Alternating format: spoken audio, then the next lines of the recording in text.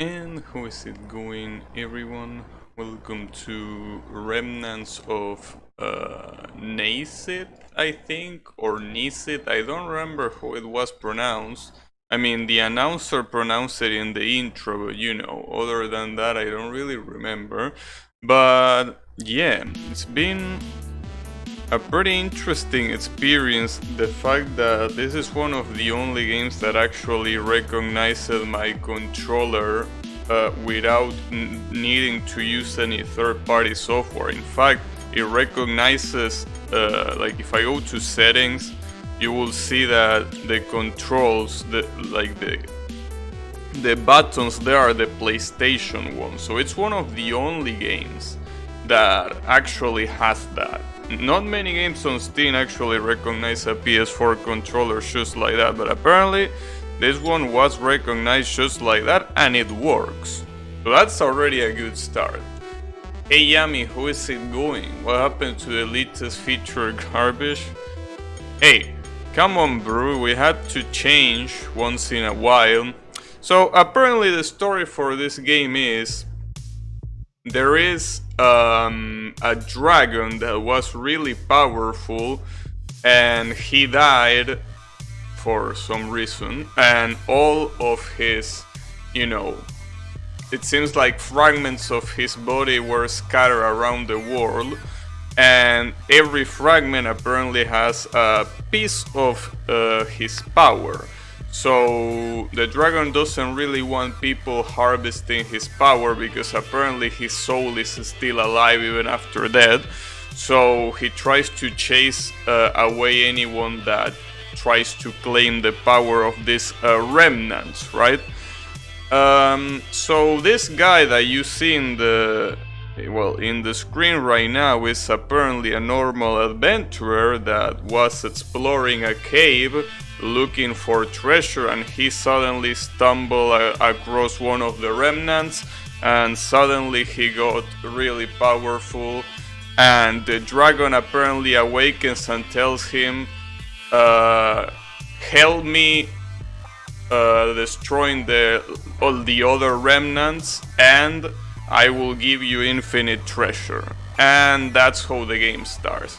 Now that I think about it, I think I could have just shown you the cutscene where they explain all of that. It would have been faster than me explaining it and probably even more cool, but it's fine. So, I have to purge the remnants. And it starts in a threshold.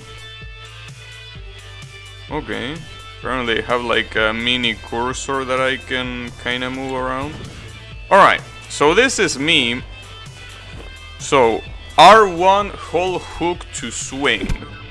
I like the fact that it's R1 because it feels natural to have the hook on R1. I don't remember really many games that had hook mechanics, but I feel like having mechanics that help you moving around, seems like having them on triggers like this is a good idea.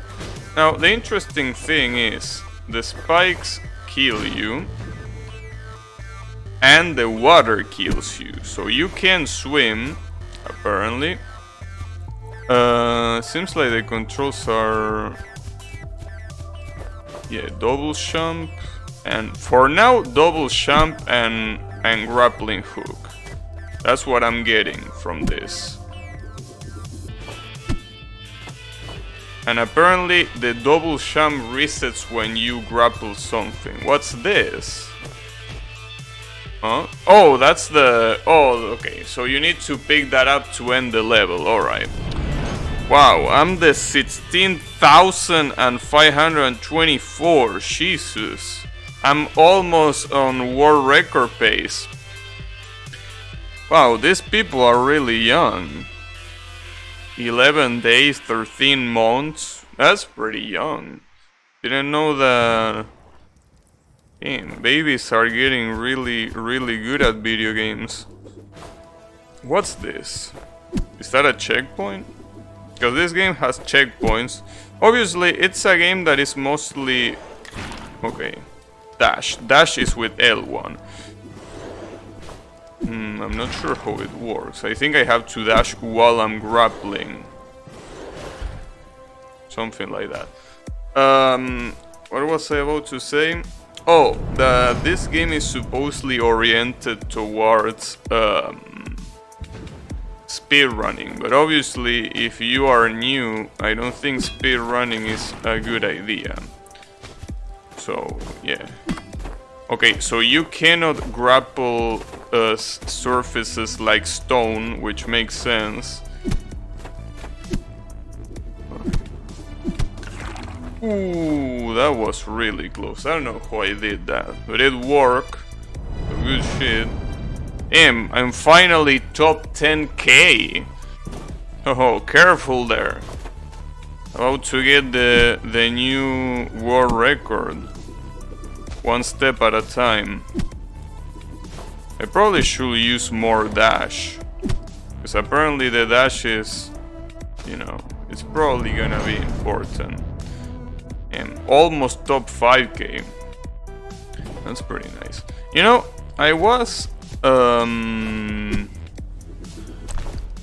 looking today on a pretty interesting topic that I usually mention on stream. Well, I say topic, it's just a game, not really a topic. Wait, R1 plus what? Oh, okay, you can go right. Okay, gotcha. Wait, what happens if I go to the other side? Or maybe it's not possible? No, I think it might be possible. But I wonder if the game has secrets though. I'm assuming I have to do this here. You can also gain momentum by grabbing the hook like that. So you can probably jump higher. So I was about to say that, yeah, one of the things that I was thinking of, you know how I a lot of times mention Umineko? Umineko being a visual novel that got adapted into anime some time ago. The adaptation was complete trash, but apparently the visual novel is really good. So I've been thinking of maybe I should actually play it, you know, because I'm interested and, you know, all of that.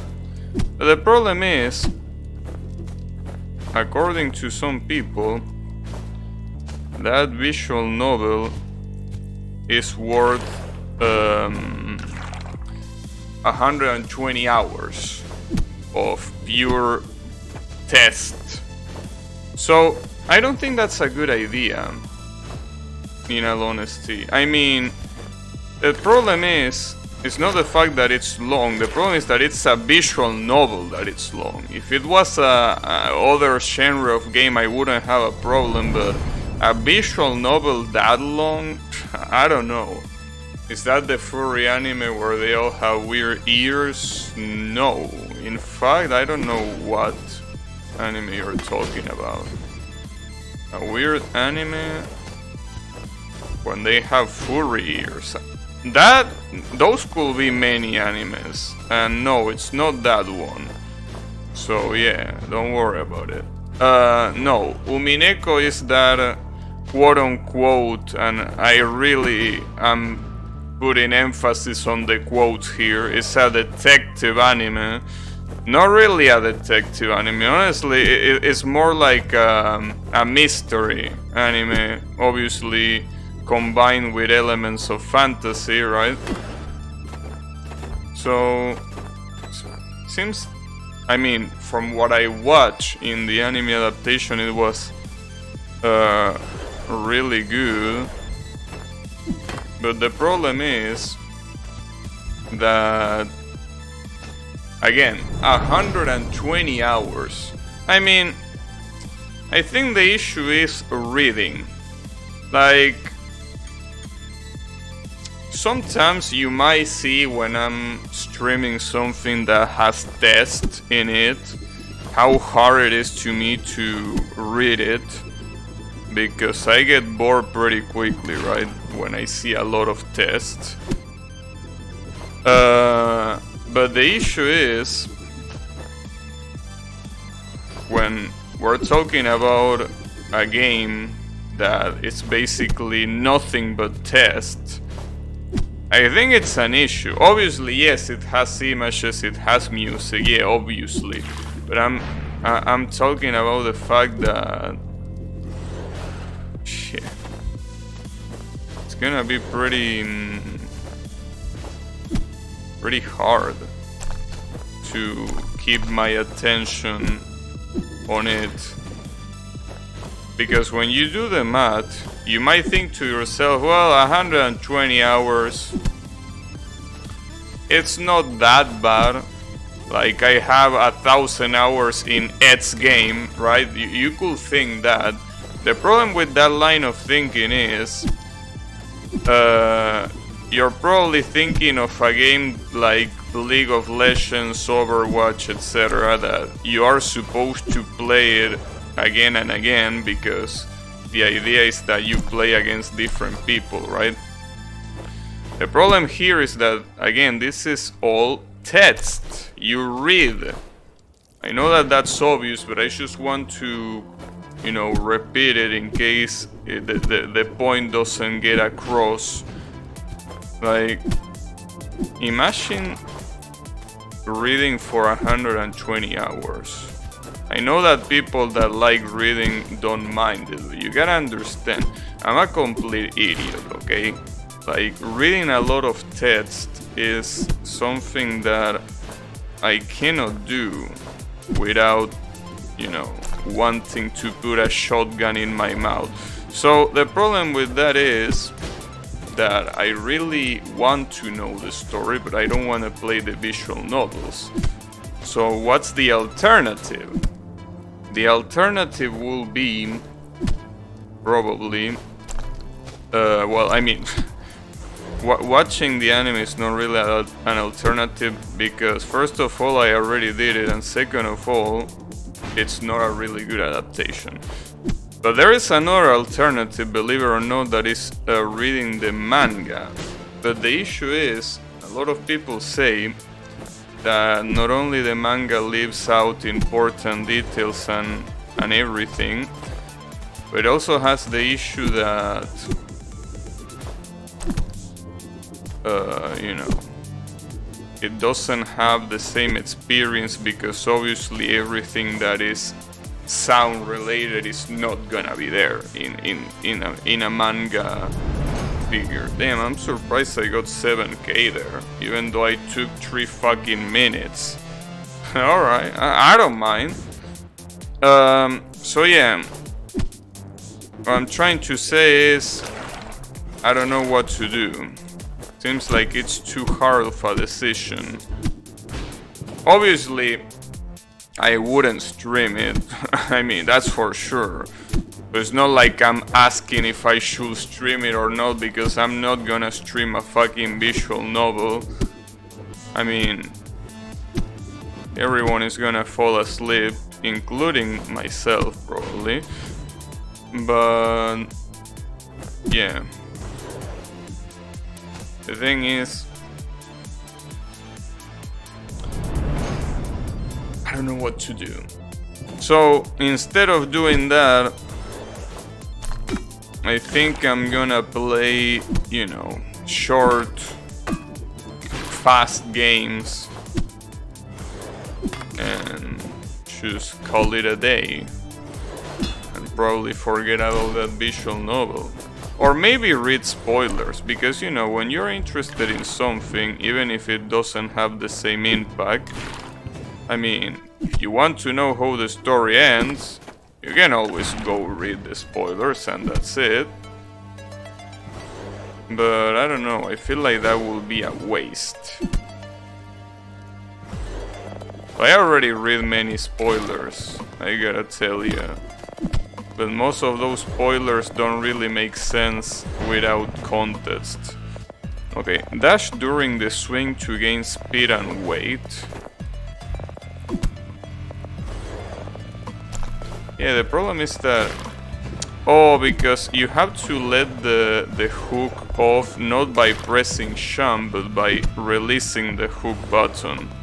Okay, okay, it makes more sense now. It was like, how do I do that?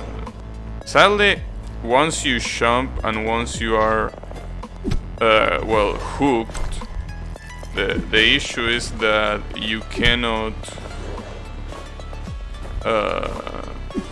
you know, you cannot adjust the height in which you are grappled, so it's an issue. Hey Mr. Toss, how is it going? What is this game? This is a grappling hook game. I guess if you wanna compare it to a game, it will be like, I don't know, Bionic Arm in steroids. So I'm pretty sure not many people play Bionic Arm. In fact, I didn't play Bionic Arm.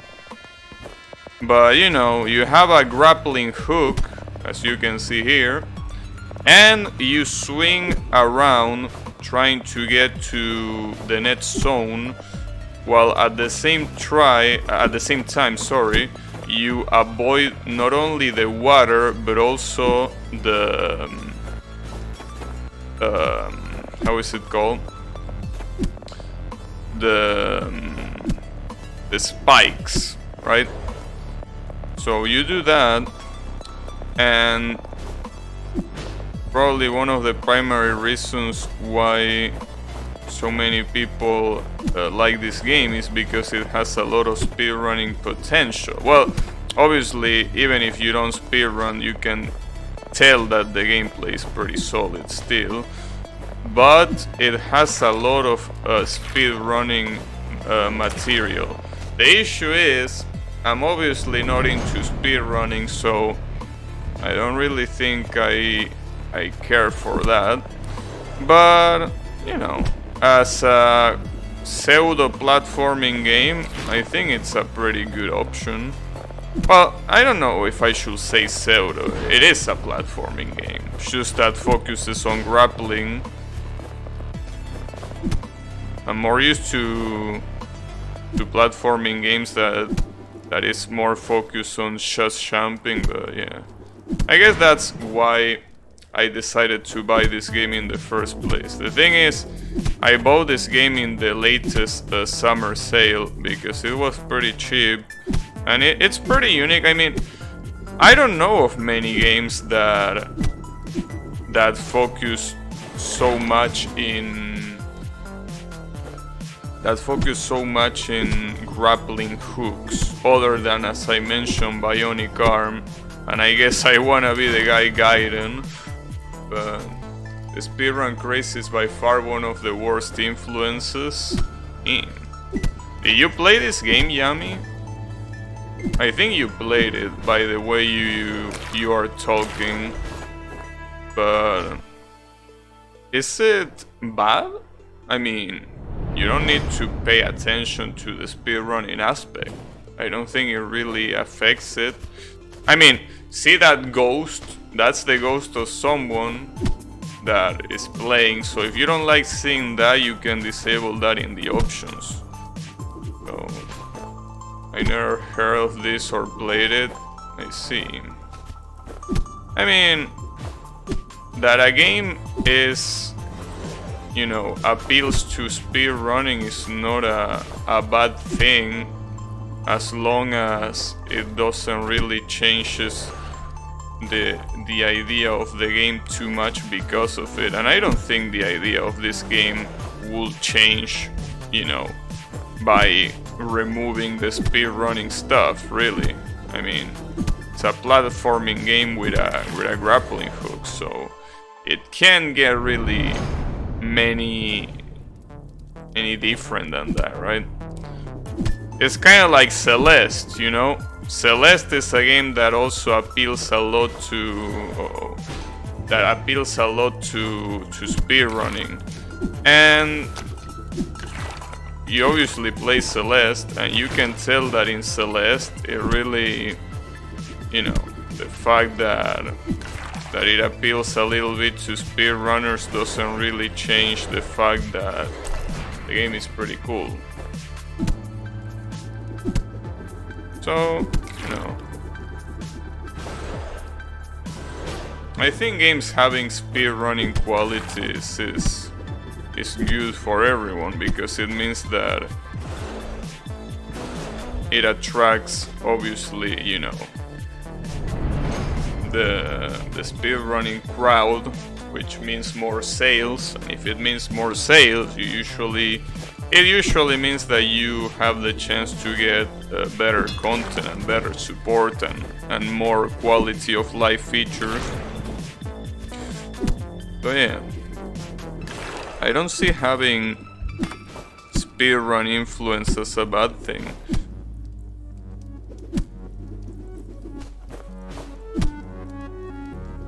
Uh-oh. Wait. That's the wrong side, god damn it. Wow, I don't know why I didn't die there. I also like the music. It's pretty cool.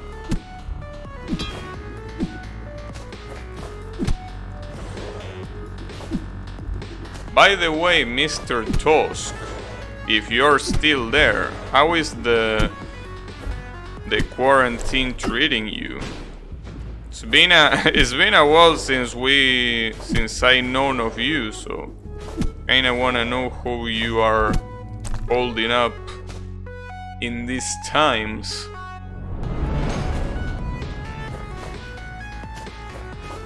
I guess well, nice. Well, I know that I guess signifies that, you know, you probably wish it was a little bit different, but you know, I guess it's fine. Could be worse. But I'm glad you're doing fine. What I'm not glad is that apparently my movement is getting... Oh. Looks like some of my inputs were getting eaten here. Weird. Oh, you have to swing like this? It's fine if it's optional. Yeah, it's entirely optional, that's for sure. I started playing Pro Evolution Soccer. I bought another indie game the other day. You should be proud. Yeah, I'm proud. Of course. I mean, people that buy games, I definitely congratulate them because, you know, as I always mention, people buying games in South America is something that is rare. I'm definitely glad that people buy games. By the way, which indie game? Saying that you bought an indie game seems like, you know, a pretty broad selection of options, you know.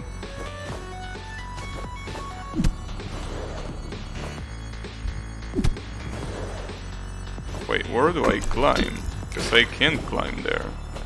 How does this ghost do it? Let's see what this ghost does. Oh, I can't see. That's too... I mean, I know that he's trying to climb himself up. Okay. What I'm doing wrong here is I'm using the dash at the wrong time. The problem is that I also don't know exactly how these walls work. Because those are stone walls, which obviously means that you can grab them. But it seems like it's full of those stone walls. That's a little bit... Huh. Wonder what I'm missing here. So no, I think I just need to swing higher, that's it. Oh, I got it! Oh, I get the checkpoint, there we go. Okay, so at least if we fuck it up here, we can get back to the checkpoint. No, I fucked it up. Okay.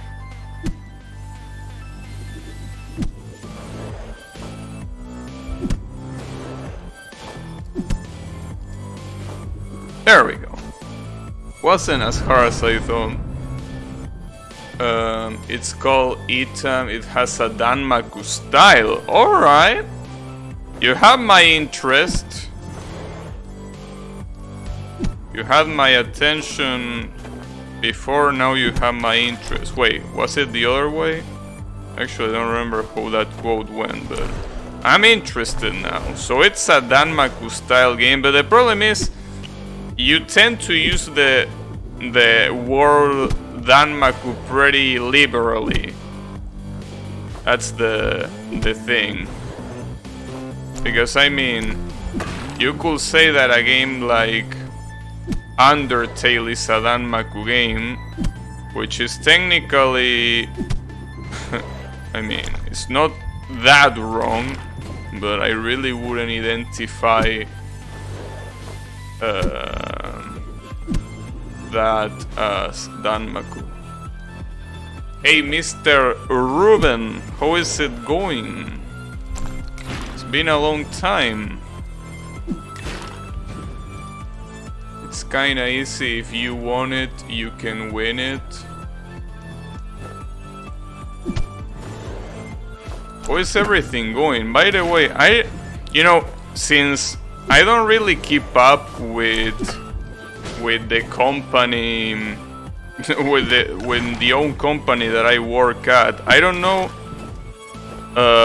who is there and who is not there anymore. Are you still working at the same company, Mr. Ruben?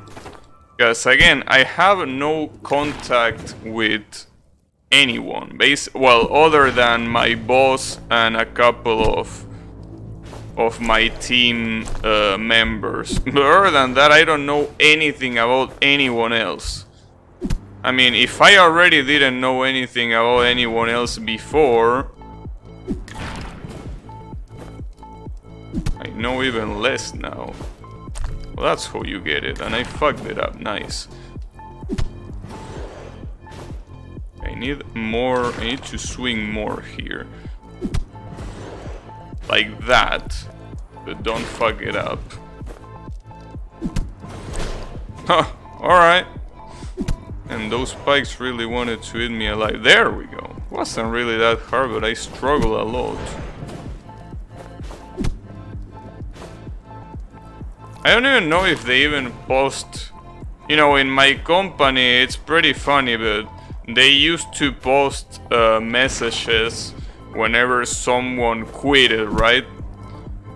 But I don't know if they do that anymore. You're still there? Nice. Yeah, I feel like I already told this to someone else, but you know, even if sometimes like the sentiment of quitting might be really strong, I feel like in this situation we are in right now with this whole pandemic and stuff, I feel like quitting is a pretty bad idea. So yeah, it definitely is. It's a smart thing to, or at least I think it's a smart decision to keep being there. But yeah, I mean, then again, I don't know if we're ever gonna go back to the office. That's something that I feel that it's not gonna happen ever again. There were a lot of quit, really, and they weren't. You know, as I was mentioned before, when someone quits, usually human resources lets you know that someone quitted. But they haven't doing that lately. They're quitting tomorrow, god damn it. My advice was for nothing. But no, for real, like, they haven't really been announcing any, you know, people quitting. So I guess they just gave up on announcing. How is it working with Fede? Pretty nice. I mean, he's still there. he's still doing what he was doing before this whole pandemic happened. So, in fact, all of us, I mean in our team, all of us are doing exactly what we were always doing, which is basically taking care of the same projects as always, right? So I will say that it's pretty right. Work, I don't... Hey, come on! I work really hard every day to make people think that I work. I mean, I work hard to, you know, to do my duty. That's what I try to say, of course. But anyways, yeah, the thing is, you know, when there is something important, I do it, I implement it. When someone needs something with a certain degree of, you know, of urgency, I do it. But when things are calm and there is really not that much need of, you know, hurrying up, I take my time to do it. Because, you know, sometimes it's not really necessary to hurry up when you know, when there's barely any pressure either from the client or from the project itself. See, sometimes it's like it's eating my inputs. I'm not sure why it does that, but the game sometimes eats my directional inputs. That's obviously not the reason why I'm dying, of course. I'm dying because I suck, but I mean when I spawn, sometimes it's like it eats my directional inputs. You work hard like Ralvaral. Yeah, careful about the offense, especially on Twitch. You know, people have actually been banned for offending here on Twitch. That's the funniest part. Like, in the platform that we are in, we like to joke about offenses and everything, but, you know, it's serious business, apparently. So yeah, you gotta be careful. What if Mr. Ruben reports you? What you gonna do then? You need to think it, you know, you need to think it through. Also, I'm getting washed right here because I'm not even sure what I'm supposed to do. I mean, I'm seeing the ghost. Oh damn, thanks for the sub, Mr. Ruben. Really appreciate it with Twitch Prime. With the Twitch Prime nonetheless, huh? Thanks a lot, really appreciate it. I got an emote, by the way. What is this emote? Let me check it out, wait. Oh, fuck the... Well, it seems like the game doesn't want me to put the cursor out of the main monitor. Oopsies. A pride emote. Yeah, I think I also got a pride emote of a hand that is doing a half heart sign or something like that. Oh yeah, really appreciate the sub. Now you have the naughty face for you to use unlimitedly. Well, unlimitedly for 1 month at least. Yeah, that one. Apparently I won the one on the right, the one with the dark skin. I don't have the other one though. But you can combine it with some already existing emotes, like the pride emotes. Oh no, but those are only one piece. Yeah, well, I guess if you want to get the full one, you need the other one, but yeah, pretty nice. Oh, damn it.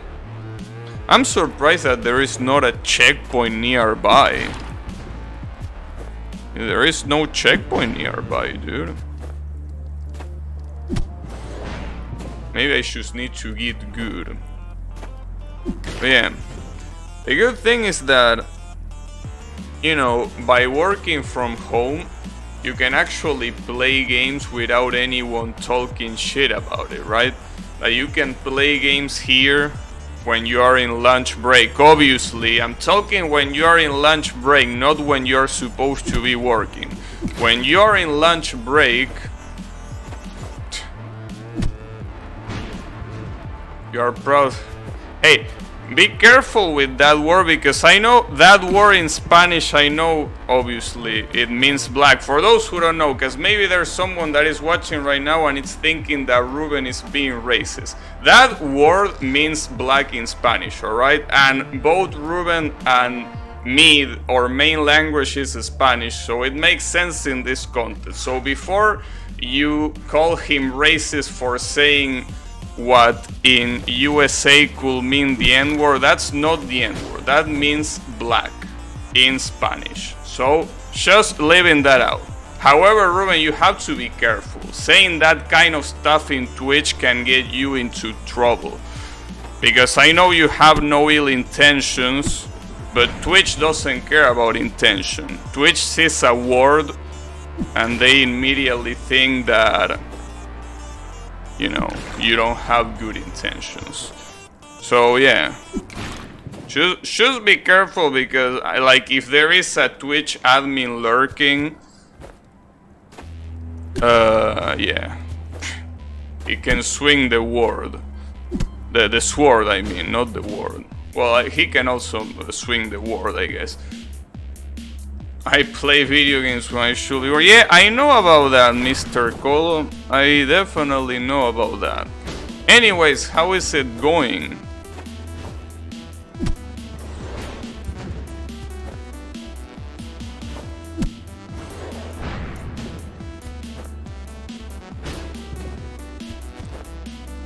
Yeah, I know. You play video games when you should be working. Subscribe. Hey, Mr. Colo here, come on bro, he's the kind of guy that pirates the 7 seas. Why would he sub? You have to give him a better reason. If you're a true Pokemon fan, you're still at the stage where you don't whack off except on breaks. Wait, whack off?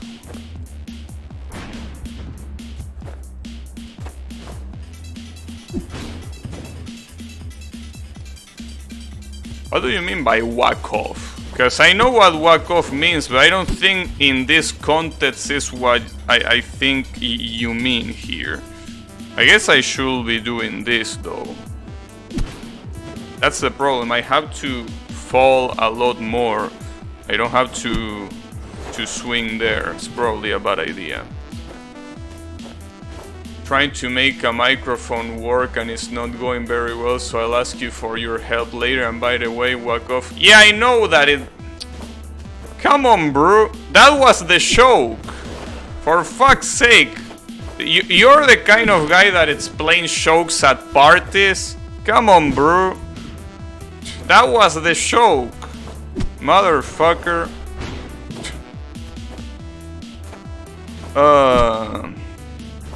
It's alright, bro, don't worry about it. I still love you. Maybe. Maybe not. I don't know. Motherfucker. Joke explaining motherfucker. Oh! Oh! The water was getting closer. Okay, so let's see if I do... Okay. Nice. You know, out of everything that I could have done, that's pretty much the only thing that I shouldn't have done. That is what I mean, or replay with yours. Wouldn't subscribe because I can give him money in real life and yet I don't. I mean, why will you give me money when you should be using that money to buy more Pokemon games? You should be doing that. Come on, you need to spend money in that new MOBA Pokemon game. What are you waiting for? Are you not gonna support Game Freak? You need to. It's your duty as a loyal Pokemon fan. Damn, here we go. Jesus Christ. That took a long time.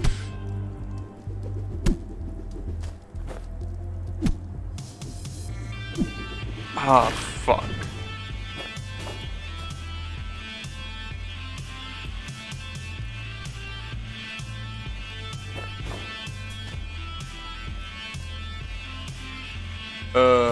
Give me. Why would you want real money either, bro? Aren't you like working at one of the most prestigious companies in the country or some shit like that? You don't need money. I don't know if prestigious is the right word here, but I mean, definitely one of the biggest. Oh, I got an achievement. Oh, this was the last level. That's why I got the achievement. I mean, the last level of that area, obviously. There is no way we'll play that shitty game. Well, if you don't play it, then that means that you're not a true Pokemon fan. And you should get your Pokemon license expired. I'm just kidding. I'm glad that you aren't blind enough to... Well, I mean, you are blind enough. Sometimes you give money to some really interesting games that Pokemon brings out. Gabby has to play it. You know, I don't mind playing it. I mean, mostly because, you know, I don't have standards for MOBA since I don't play MOBAs in the first place.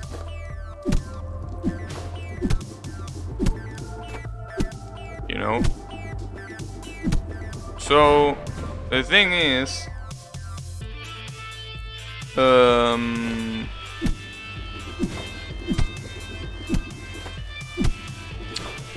yeah, I could play it for like one day just to make fun of it and then maybe drop it. That might be a good idea. I don't know. But when does it release? He only played 5th Gen? Who is he? Mr. Tusk? I don't know. What do you play, Mr. Tusk? Have you only play stuff at the bottom of the barrel? Yeah, that's exactly the reason why playing the Pokemon MMO is fitting for this channel. That's exactly the reason. You play 5th Gen? I play 3rd, 4th, and 5th Gen. So, yeah. If anyone is a dumbass here, it's you. I played 3rd, 4th, and 5th. And in fact, I gotta say that I really enjoyed all of them. Though obviously, when it comes to overall content, I guess I should say that I like, you know, the 5th one the most. But I think that when it comes to Pokemon available, like the Pokemon that were introduced, I think I prefer the 4th Gen. Mostly because it has Lucario. Pretty much. But yeah.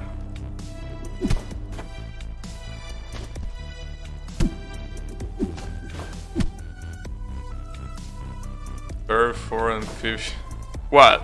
Are you one of those gatekeepers that says that unless you played every single Pokemon game, every spin-off game, you're not a true Pokemon fan? Are you one of those? Actually, no, you don't need to answer that question, because I know for a fact that you are one of those. I mean, I remember you reminding me every time back when I was going to high school how I was a heretic for not playing the first Pokemon game. So yeah, you don't need to answer that question. Yeah, you play them all. I know that you play them all. I don't think that's an achievement though. Especially considering some of them. I'm pretty sure if you play anything after first or second gen, you are in a true Pokemon. We have the two opposite sides of the Pokemon spectrum, for lack of a better word, which is basically the typical Gen Wooner, aka Yami, and the typical dick-sucking Pokemon fan, aka Colo. It's like the two opposites of, like the two sides of the same coin. You define as an Ash or as a Gary? Are you asking me? I don't know. I mean... Wait, this isn't where I was supposed to go.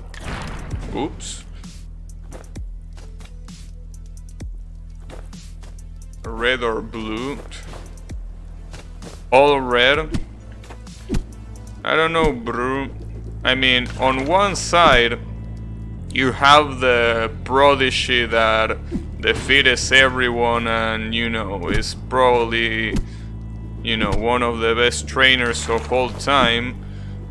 And on the other side, you have a motherfucker that gets all of the, you know, all of the reputation. He apparently won more badges that were available at the time. So he's a real motherfucker, but apparently he's still weaker than Red, so... You seem like the guy who uses the bike inside the Pokemon Center. But Mr. Tusk, you gotta understand, there is a time and a moment for everything. Don't you remember the Professor words?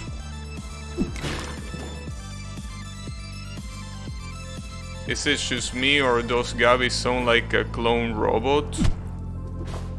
Like a clone robot. Alright, that's a new one. I gotta say.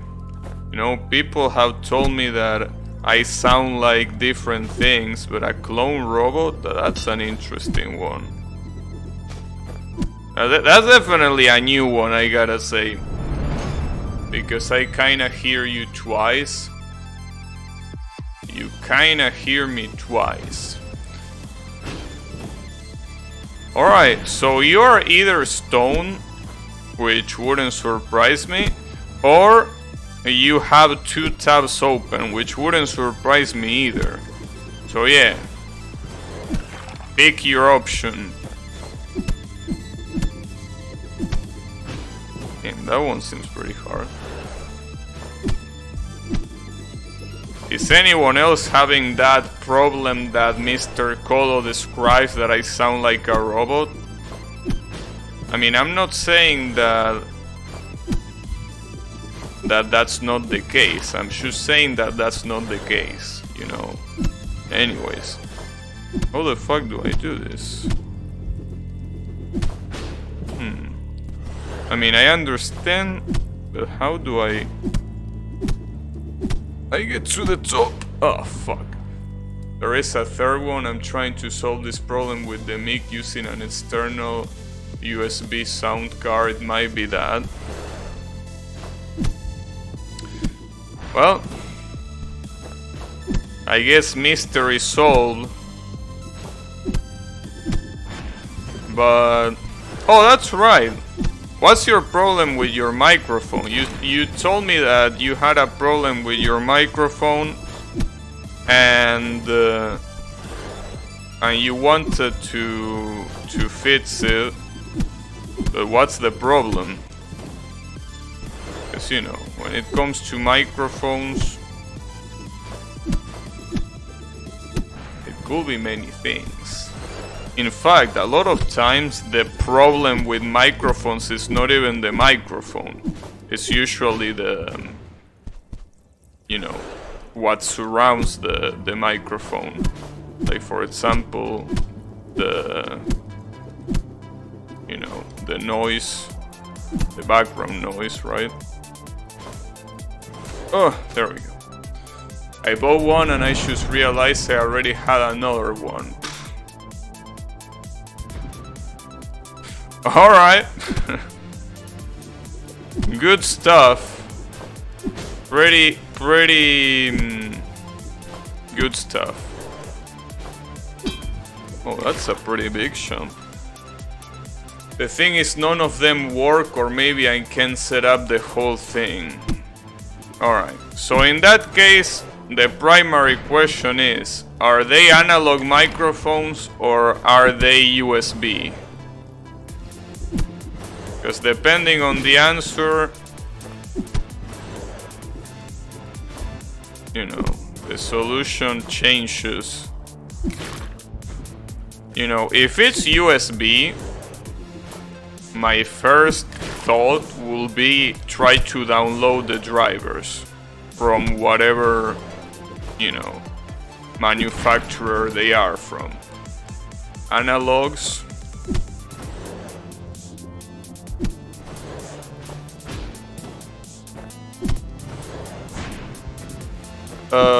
In that case, the drivers that you can probably download are your motherboard drivers, since that's usually what the analogs use anyway. I mean, they use the whatever the sound core, the sound card uses. By the way, you really suck at this game. I mean, you suck at every game that is not Counter-Strike and Ragnarok Online. Actually, no, you also suck at those, so I don't know what you're talking about. That's like having someone with bipolar disorder and is complaining because you can't make up your mind about something. Like, come on, bro. Though the difference is that being bipolar is not something that you can choose. But being bad at video games is something that you can improve on. And yet here you are complaining that I'm bad.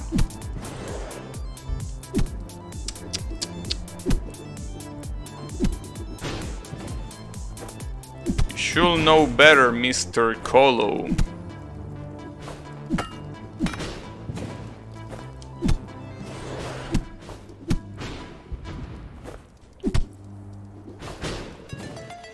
Analog like Gabby. No, I'm USB. I'm not analog. Me being bad at any game doesn't make you better. Yeah, but the thing is, it makes your complaining look pretty stupid. Because instead of using that time to get better, you use that time to tell me I'm bad.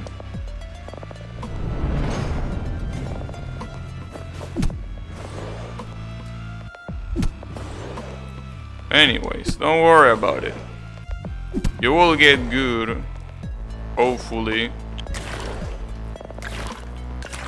Wait, you can survive in water like that? Huh? Weren't you supposed to get insta-killed by water?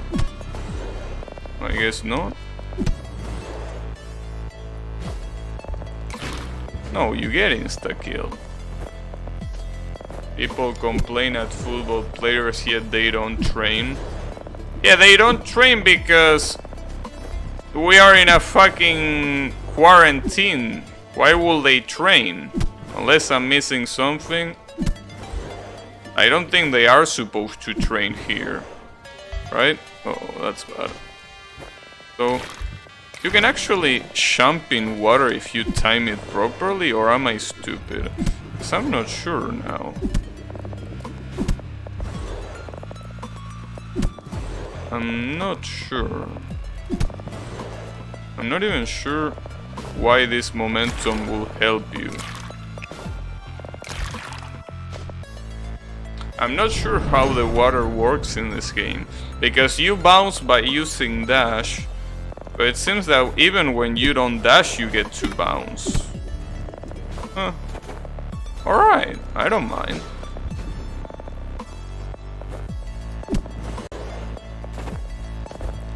Anyways, wow, that's a huge ass razor blade.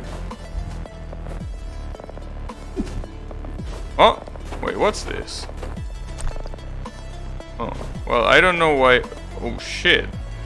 Wait a second. Wait, the speed running of this part basically means going really, really high, so you use all that momentum to negate this repulsion. Okay. I don't know if I can get that high though. That's an interesting strategy. So instead of going down, you go all the way up. But you can't go up. Am I missing something? Oh no, because... Never mind. You go all the way around to do that. It's not like it's a shortcut. It's the intended way. Alright, never mind. Forget what I should say. I disconnected the USB sound card and I still hear you like a robot. Maybe I shouldn't ask you for help. Maybe you should try being less of a dumbass and use Google like a normal person. And yet here you are asking how to fix your shitty ass microphone on a video game about grappling hooks. I don't know, dude.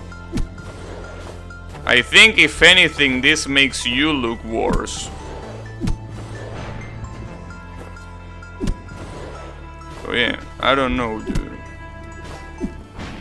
But then again, you sound like the kind of people that when they Google something and the first result is not what they want, they complain and say, but I work, I search, I did my homework, I searched on Google and no results showed up. Yeah, of course it didn't show up.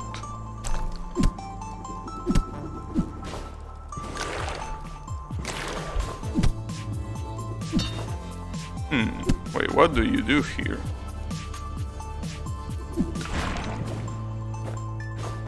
Okay, let me see what the ghost does. How do you get that high?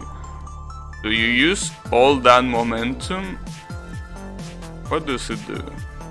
Wow, he uses all that momentum to get lifted.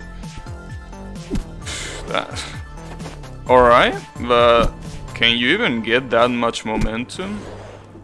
Well, I guess you can. Otherwise, this will literally be impossible. Yeah, you get a lot of... Well, I'm assuming... Wait, let's see. I refreshed the web page and now I can hear you. Oh. What does that? Subscribe solving this. Yeah, of course. Subscribing solves not only your sound problem, but it will also make your microphone work. And not only that, it will give you a free copy of Ragnarok Online. Yes. You know, it was already free, but you know, it doesn't matter. I will eat real food. See you in a month. Alright. See you in a month, Mr. Tusk. Have a good one. Also, by the way, because I know that Twitch is really strict with shit like this, I was kidding. When you sub, you don't get a free game or even your sound card issue solved. I gotta disclose this before Twitch accuses me of scamming people. No, I'm not trying to scam anyone, I'm trying to show here. But you know, when it comes to Twitch, you gotta make sure. You gotta make sure you don't trigger any corporate suite. Because, you know, the corporates...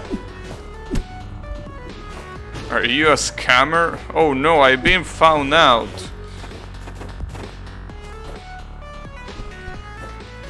But no, I'm not a scammer. Or at least not, I think. I think I'm not. Maybe. You never know. I mean...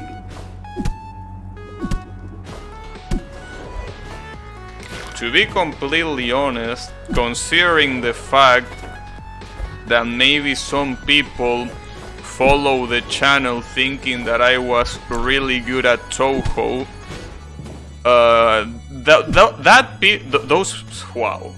that English, no, those people, you can say that they got scammed.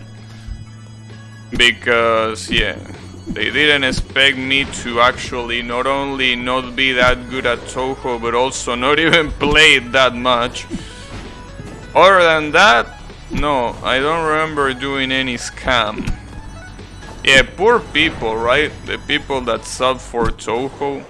They didn't play Touhou in like a long time. Probably 2 months. Because no, Lennon doesn't count as Touhou.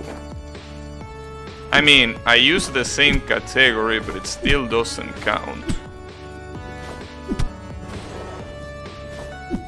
Damn, that's really hard to do. I really want to see that again. Maybe this guy is using dashes all the way back from there. Because what's the trick here?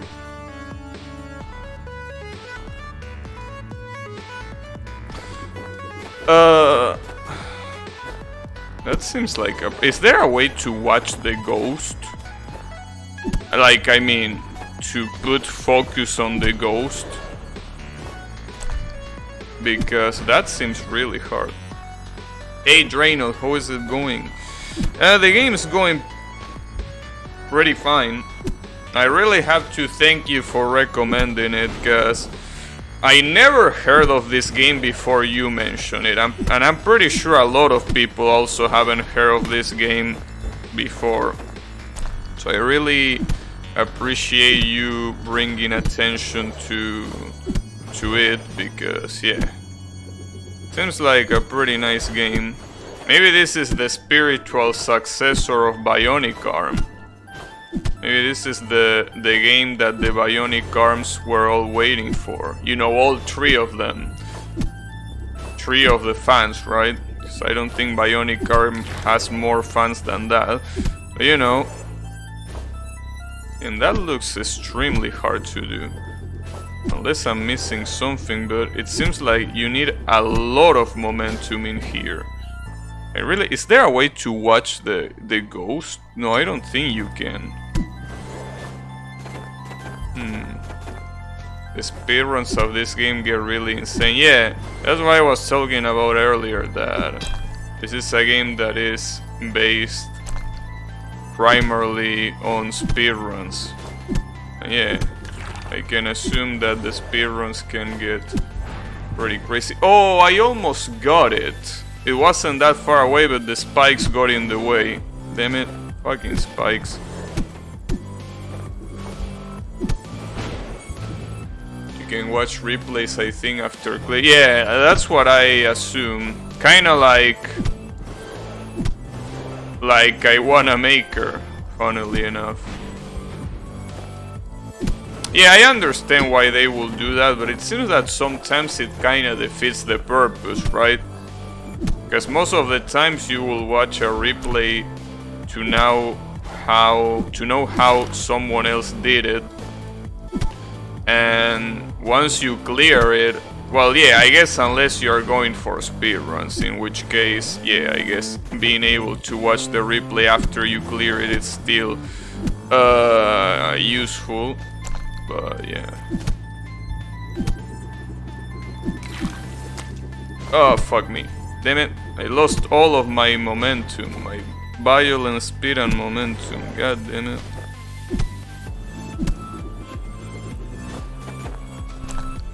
Also, you know, speaking of which, it's pretty crazy that after all this time, since Dr. Disrespect was banned, we still don't know why.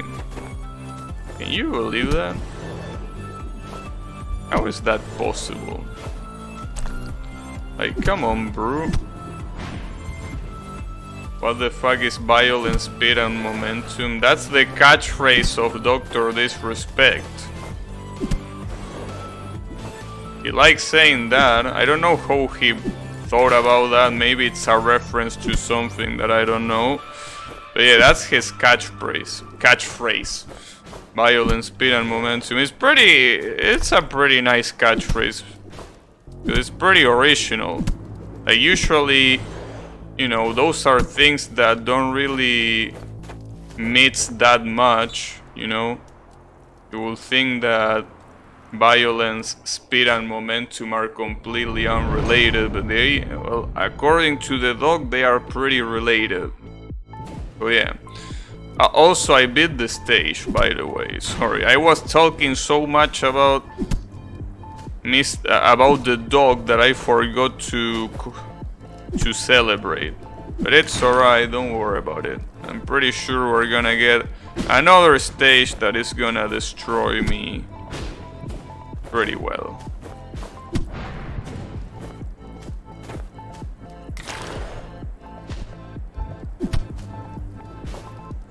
Alright. Fuck.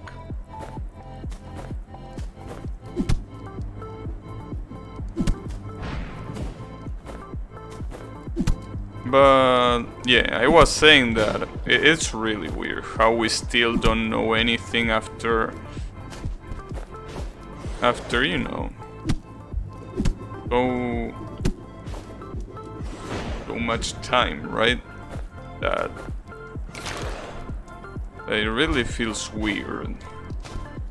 Doesn't help that there were some people that say they are probably lying, but there are some people that say that whatever the dog did was pretty bad. Though at this point, if it was something that was truly bad, we will probably have already know that. But we don't, so I don't know. And you probably will ask yourself, why do you give a shit, right? What does the dog being banned change in your life? Well, the thing is, I mean, being a streamer and not knowing why the most famous streamer got banned, it's kind of an issue, because that basically means that you don't know if you are also gonna get banned, because you don't know the reason why he got banned. I mean, he's not just any other streamer, he's probably one of the most famous streamers in the platform. And just like that being banned, I mean, that's worrisome. Even if, you know, even if you didn't watch him, not knowing why he got banned, as a streamer myself, it is worrisome, because I don't know if something that I might do might be ban worthy, because I don't know why he got banned in the first place. But yeah, I'm probably also overthinking it. But yeah, I don't like not knowing. It's a shitty feeling. I also like him as a streamer too. I didn't watch him obviously daily or anything like that, but you know, I like his style.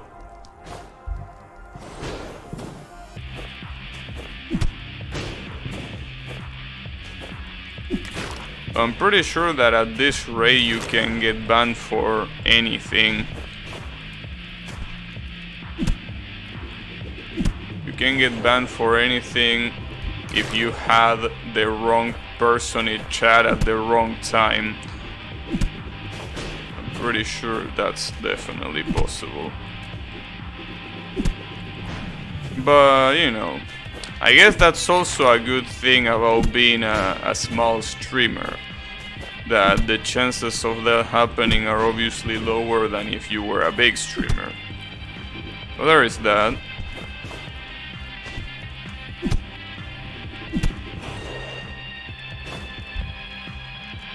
I probably shouldn't use the double jump there. Probably should wait a little bit until I double jump. So I can see the levels getting a lot more intense right now.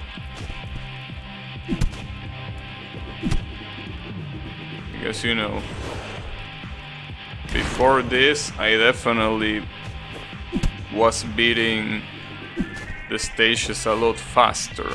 Right now it's getting a little bit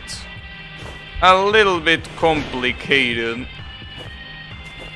And it seems like the difficulty spike was also pretty sudden.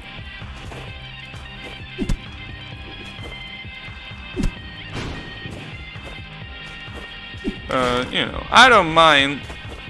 I mean, if I played something like Boshi that has pretty stupid difficulty spikes, I think I can deal with this. Maybe. I don't know.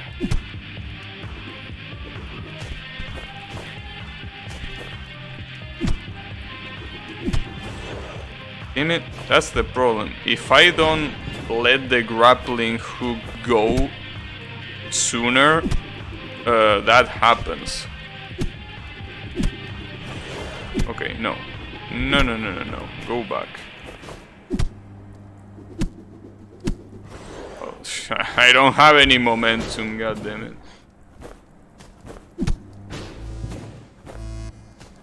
Penumbra. You know, that's a Spanish word, too. Speaking of Spanish words.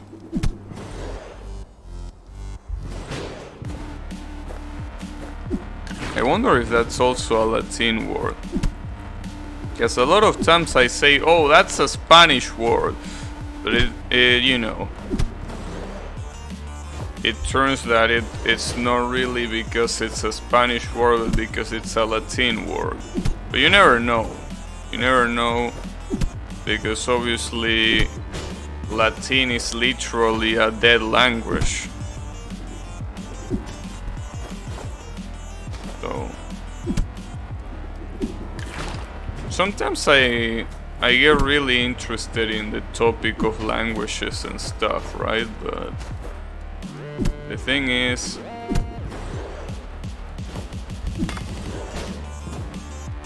it's sometimes a little bit, you know, of a pain in the ass to have anything to do with languages. I mean, there are so many things to know when it comes to languages, right? And even if you don't really want to speak it, if you just want to know about the language, it's still pretty hard because there are barely many things that you can use as a guide to intuitively learn new vocabulary or new rules, right? Like, for example, people that study Latin not to speak it but to read it, right? Pretty sure that those people have quite a hard time trying to... Uh-oh, wait. Before I keep talking about Latin... Oh, okay, I can actually climb this. Wait, is there something here? There's nothing here. Oh, there was gonna be something there, god damn it. Alright, I guess we're just gonna climb this. Oh, we don't. Wait, so it's here.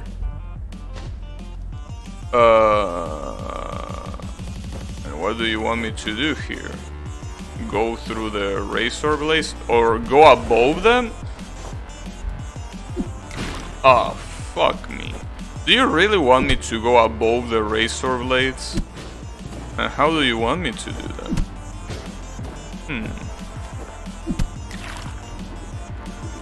Also, I'm calling this razor blades, but I don't think these are called razor blades, right?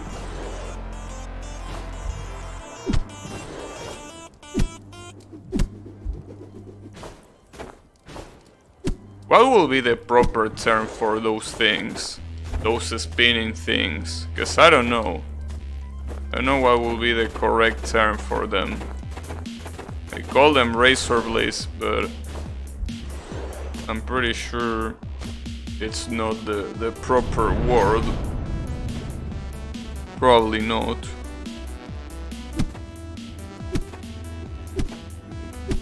Huh, interesting. Wow, a checkpoint this early? Well, that definitely means trouble. Wow, 2 checkpoints. Huh. It's pretty interesting, right? You see all these checkpoints, and then you ask yourself, where were all these checkpoints in the previous level?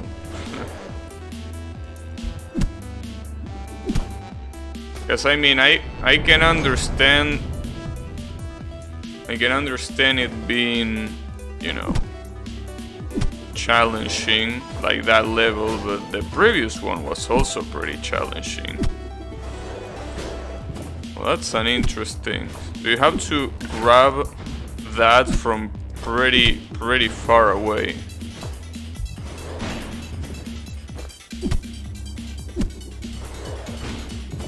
Pretty far away.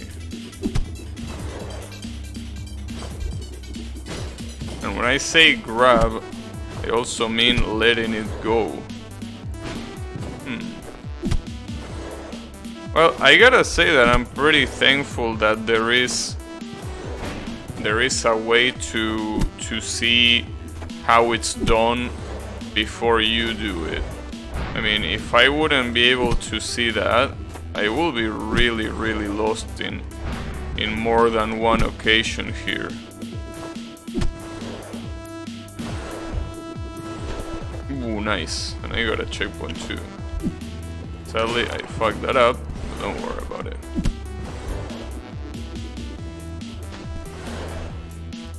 Oh, too far away. Damn it.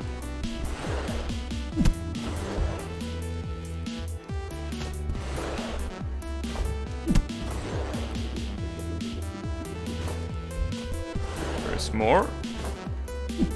No, but I can't reach that far. Damn it.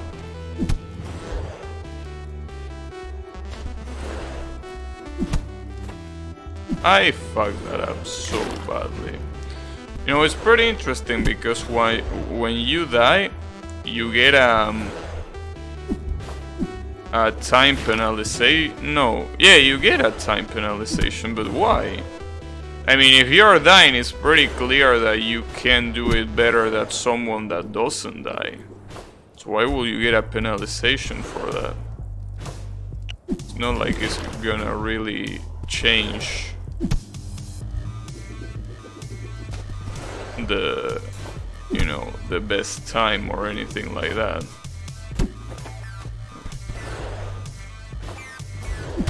Maybe it's to avoid some unintended exploits. I could see that happening. Wait, what?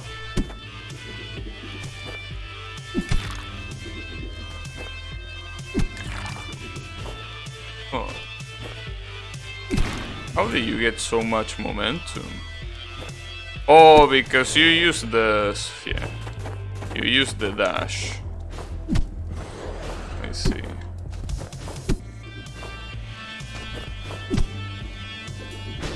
Oh, that kills you. Oops. Okay.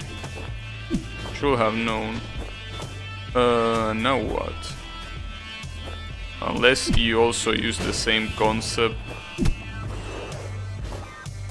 Doesn't seem like I can jump that far away though.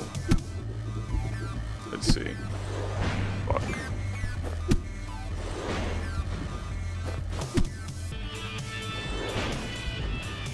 Is that what I have to do?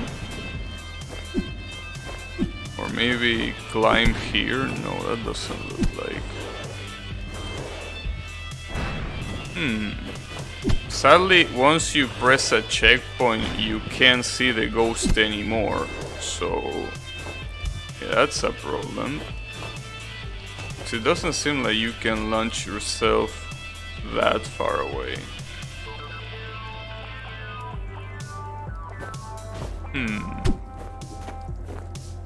Yeah, this one is a little bit hard.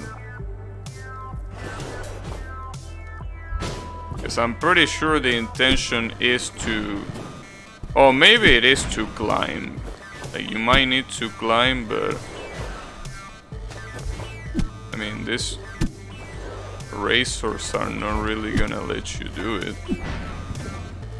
Right? I don't think you can do it there.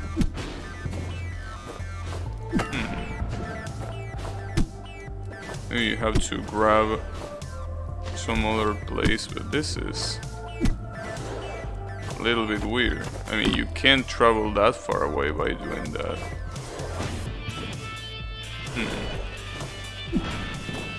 And you also cannot... You don't have that much of an angle to even attempt a really big swing here. So what am I missing? I wish I could see the ghost, but I can't. Maybe that's what I'm supposed to do. Oh, maybe that. Maybe wait a little bit. I need a pretty specific angle if I want to do that. Maybe. Or maybe no, let's see. Oh, that will definitely work, but I need to... Wasn't enough. Damn it! I also know what the order here of buttons is to go faster. I think it's jump and then dash. Yeah, there we go. Oh, nice, and we got a checkpoint too. Thanks. It seems like that's the whole point of this level, to make use of this mechanic of launching yourself by using the grapple while it's on the wall. Alright.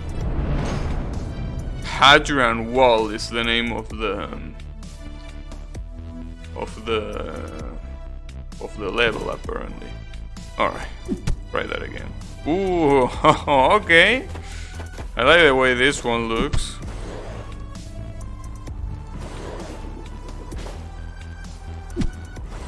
Okay, at least we got a checkpoint. And you're not supposed to go that way. Okay. I'm supposing it's the same... I'm assuming it's the same concept. Yeah. Oh, that was a pretty fun level. It kinda makes me want to play it again to attempt a better score. Oh! Damn, we have enemies? Alright. Damn, I didn't expect the game to have enemies. Though I guess more than enemies, they are kinda like pseudo-obstacles. Since a lot of platforming games that are just based on platforming only have, you know,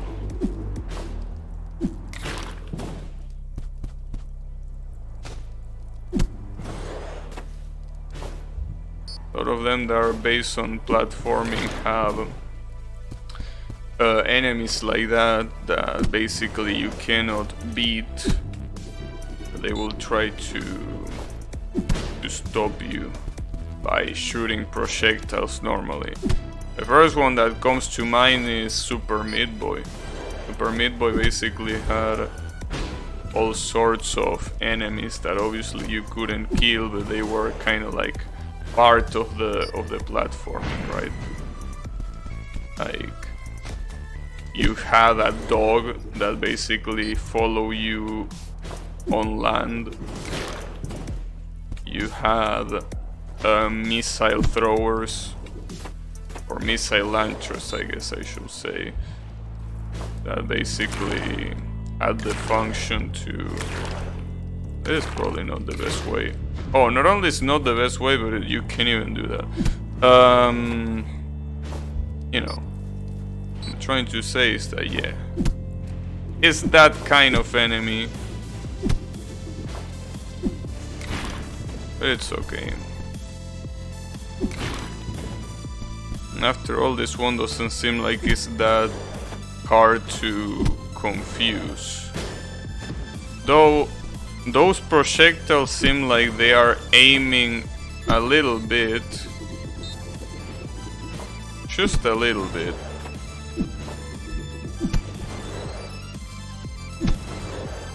There we go. It was called the yard.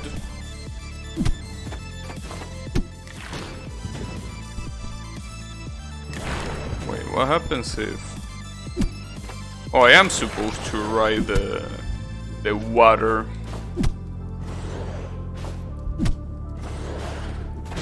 Oh, I fucked it up so badly. I like the animation for when he rides the water. Pretty nice. Because he kinda uses his grappling hook as a...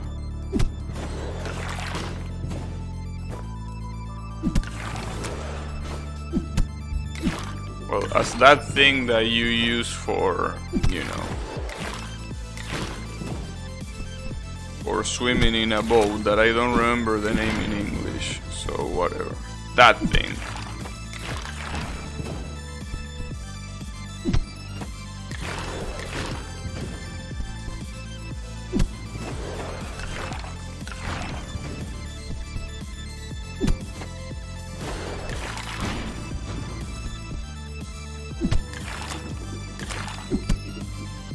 Fucking it up a little bit though, because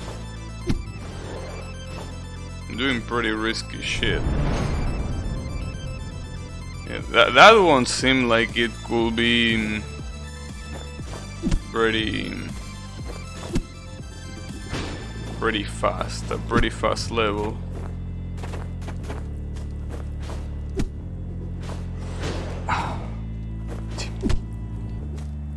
Those things are pretty big.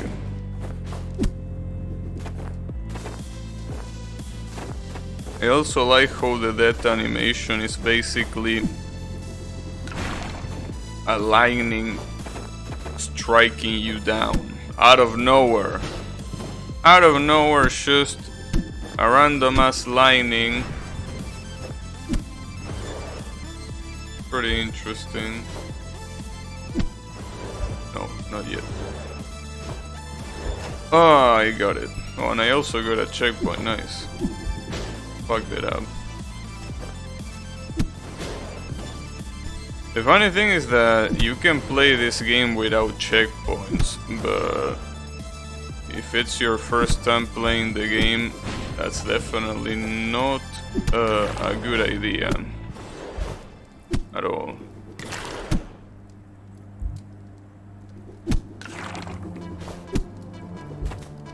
Mostly because if there is a big enough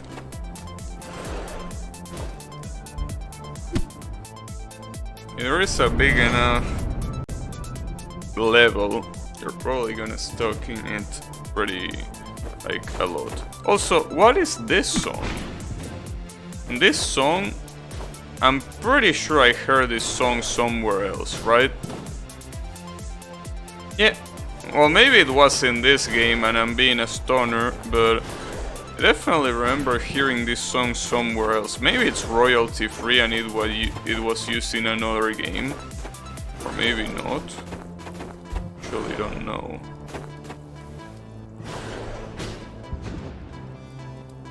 It definitely feels like I already heard this song before.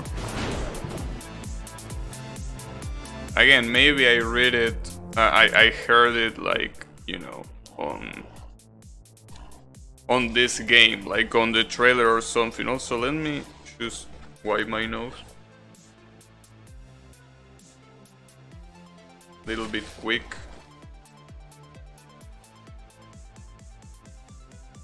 But yeah, the fact that I heard it before is certain.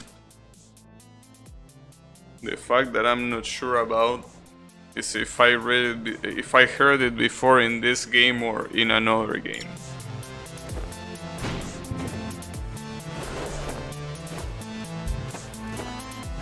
It was probably this game, in all honesty. That's the most likely scenario.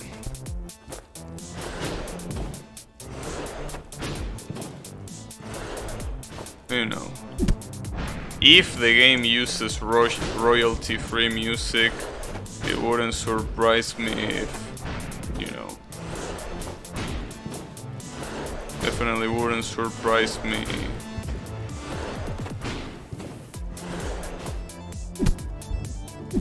I already heard it before from somewhere else. Oh, nice, gotcha. I think that's a double-edged sword, right? Using royalty-free music.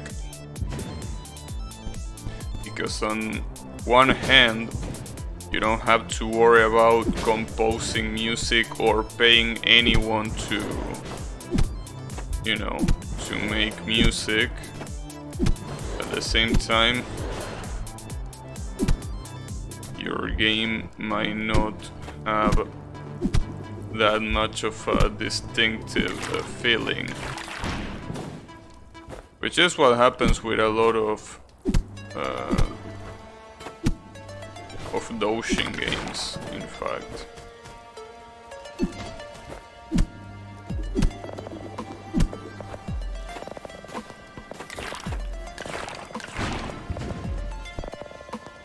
But I mean, the good thing is that a lot of royalty-free music sounds really good. There is a lot of royalty-free music that sounds outstanding, but obviously if everyone is using it, it's pretty hard to recognize your game because of it, right? Ouch.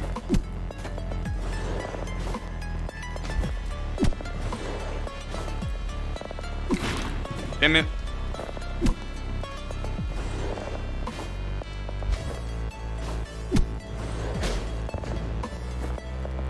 I also wonder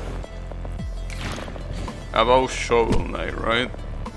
Not about royalty-free music, but like I wonder about Shovel Knight because this was also another one of the games that I was planning on playing.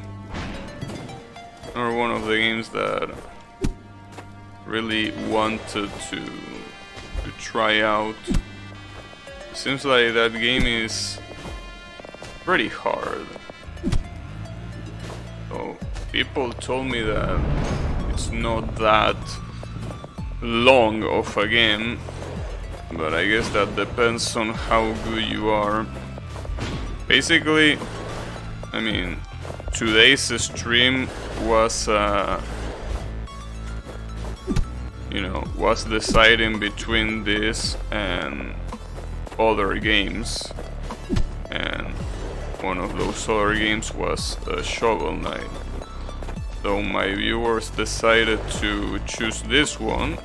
So, well, I say my viewers, but in reality there was only one that that actually cared enough to say which game he wanted to see, and it was this one. So, you know, shoutouts to Draynot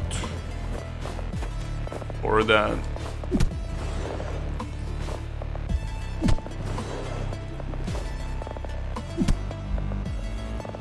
Oh, yeah. Oh, nice. That's damn it. Have to go all the way. I tried Shovel Knight and I couldn't get the hang of it. I think it's supposed to be a hard platforming game, but I think not getting the hang of it is intended. It's like, you know, obviously I know that these are two completely different genres, but it's kind of like, I don't know, Getting Over It, which is that game where you are in a pod and you use a hammer to climb a quote-unquote mountain.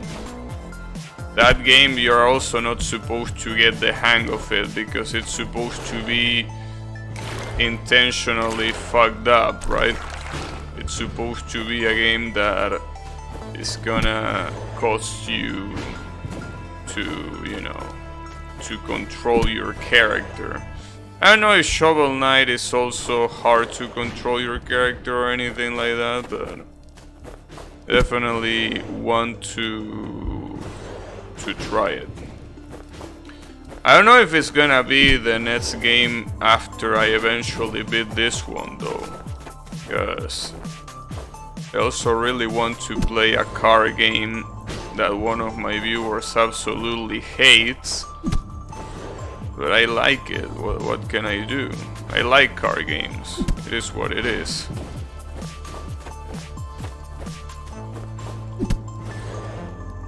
I mean, car games were probably one of my first games when I was a kid. If I have to think about it, car games were definitely one of my first. Wait, this is like the wrong place to be spinning. Oops.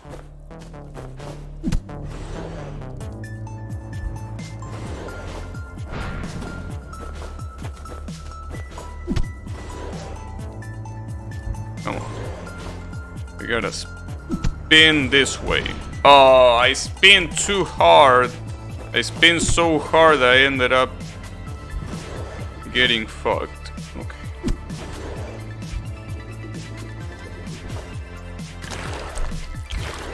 Nice. Yeah, no. Fuck me. How did I fuck that one up? Unbelievable. There weren't many ways of fucking that up, and I still found out a way to do it.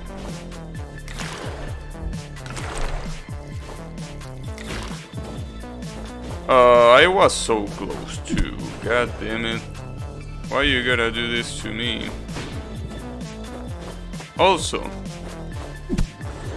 Mr. Colo, since you are here, you know, I was talking about this earlier, but there is also another game that I want to get into, and this game is a game that actually interests you, which is Umineko. Really want to get into Umineko, but I just can't. After reading that apparently the visual novels are worth like 120 hours, I'm like, nah, I think I'm fine. I'm really curious. I mean, you also watch the anime just like me, so you obviously are interested too. But 120 hours, dude, like, that's so much time. When you think about it, if you play 2 hours every day, 120 hours is 2 months.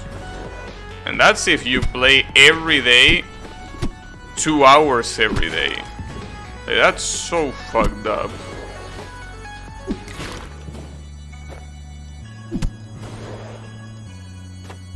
Oh, I thought this was a shortcut, damn it.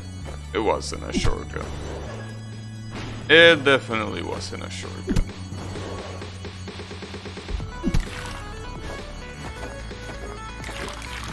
Oh, and you also can't survive the water here. Damn, the water just keeps going up. It just keeps going up. Alright. I see where this is going. So basically, there is no room for error. You have to be faster than the water. Okay. I accept it. Faster than the water. First of all, these kind of games are very interesting to me. I mean, the only one you're currently playing. The thing is that I wouldn't dare playing them myself since it will really get on my nerves, but does Umineko have an actual playable game? Okay. Let me tell you 2 things here. First of all, I wouldn't stream Umineko. I will play them off stream, because streaming a visual novel like Umineko is a pretty bad idea, because I'm pretty sure nobody will give a shit about a visual novel on Twitch. I mean, who the fuck wants to watch some dude reading text for 120 hours? So no, I will mean off stream. Now, for your other question, Umineko is, well, as I said, a visual novel, so yeah, it doesn't really have anything playable, at least not our concept of playable. It basically is a lot of text that sometimes I think it gives you a little bit of interaction by making you pick some options, but other than that, it's pretty much, you know, just text.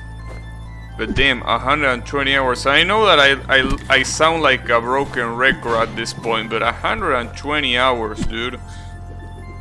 How? How do you put up with that?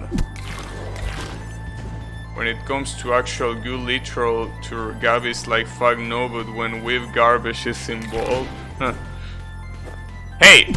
You know that, actually, I was gonna say something along the lines of Umineko is not, you know, that, you know, what I will call weeb. Then I remember the whole deal with the witches and the stakes of purgatory, and I'm like, alright, maybe... maybe... Yami might be right there, but...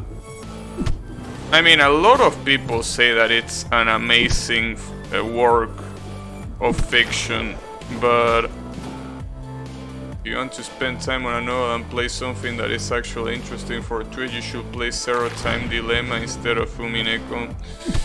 I think that regardless of the visual novel, I will never stream a visual novel on Twitch unless I'm like, you know, 40 years old and I lost all of my reflexes and I can't play games like this anymore. I guess that's when I will probably start playing visual novels on Twitch. Other than that, I don't feel like playing visual novels on Twitch is gonna be a thing. Because again, who the fuck cares? Who the fuck will even watch some random ass dude playing a visual novel, right? I mean, that's the kind of experience that you usually experience by yourself. It's kind of like reading a book. I mean, usually, if you want to read a book, you wouldn't stream yourself reading a book. I know that there are some people that do it, okay? But you gotta understand that the people who do it are already people that have, are already a pretty big fan base, right?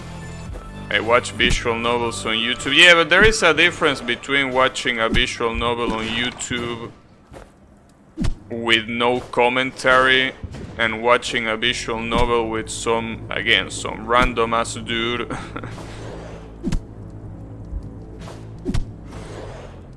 It's a pretty different thing. I will say that visual novels are definitely a genre that is not made to have the kind of let's play that has commentary, right? You wouldn't really do that. I think it's a bad idea. But again, I know that you're interested in Umineko, so maybe you should play it instead. What do you think of it? I mean, you were asking for the anime to actually continue for a pretty long time. So maybe instead of waiting for the impossible to happen, it might be a better idea to read the novels yourself. Maybe. I don't know.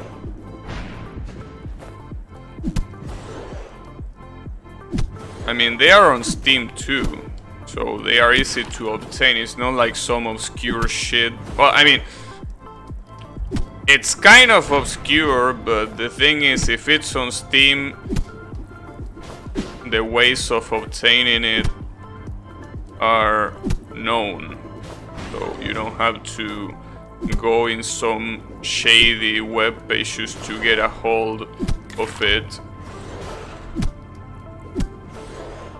Oh, it worked! It actually worked. I thought I was gonna get killed there. Damn, and I got an achievement, so I'm assuming that, yeah, we're in a different area now.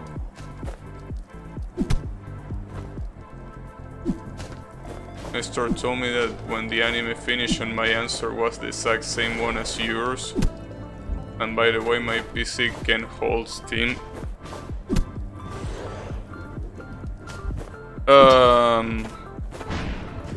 Yeah, the thing about the anime adaptation is that it's an adaptation. I know that saying that is like, wow, no shit. But it's important to know that because it means that that is what it is. Like, you're not gonna get something else. Because that's basically the whole story being incredibly rushed in order to be able to have an anime representation. It had to be rushed. So I'm trying to say that, yeah, it's impossible for you to get a continuation, because it wouldn't even be a continuation. It will be like, you know, a remake if you want.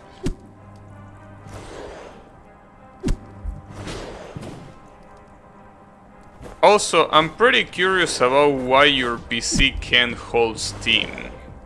Why will that be?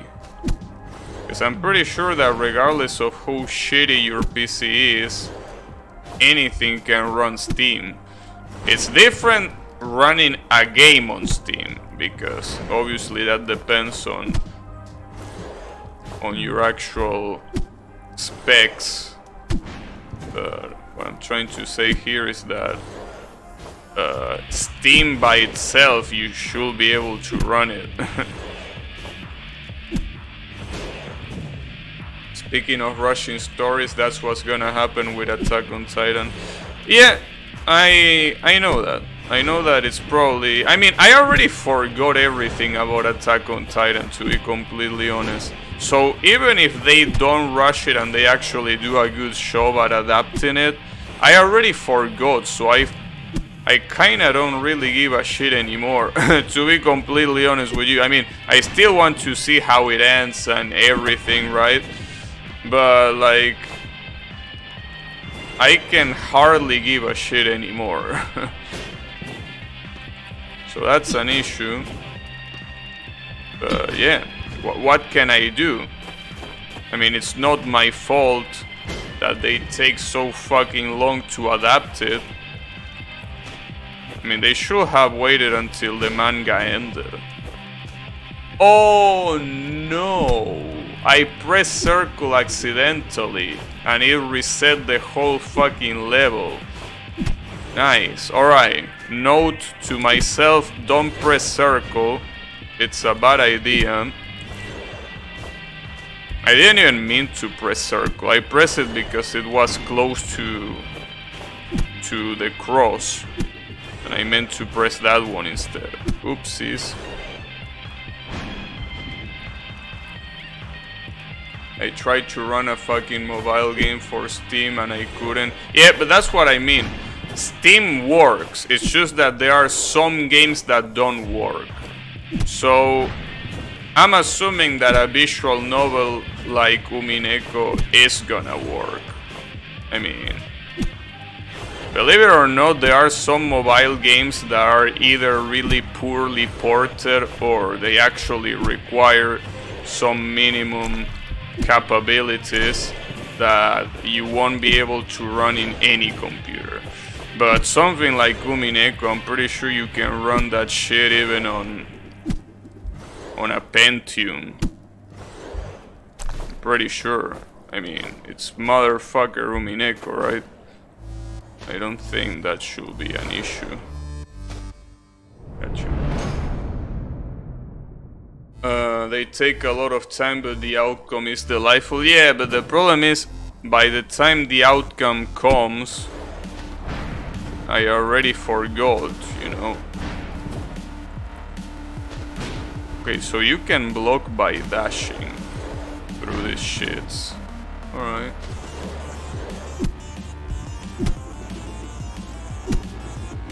Ooh, nice. Shit. Ouch.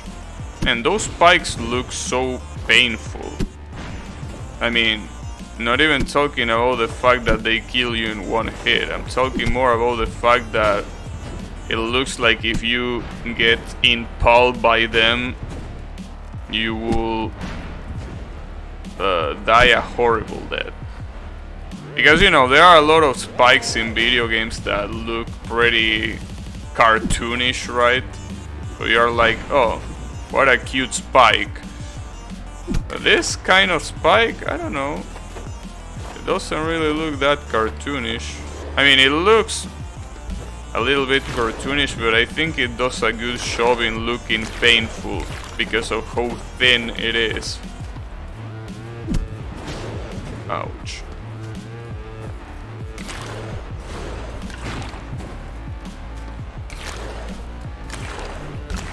It reminds me of those. It reminds me of those brushes that you use on your hair when you get.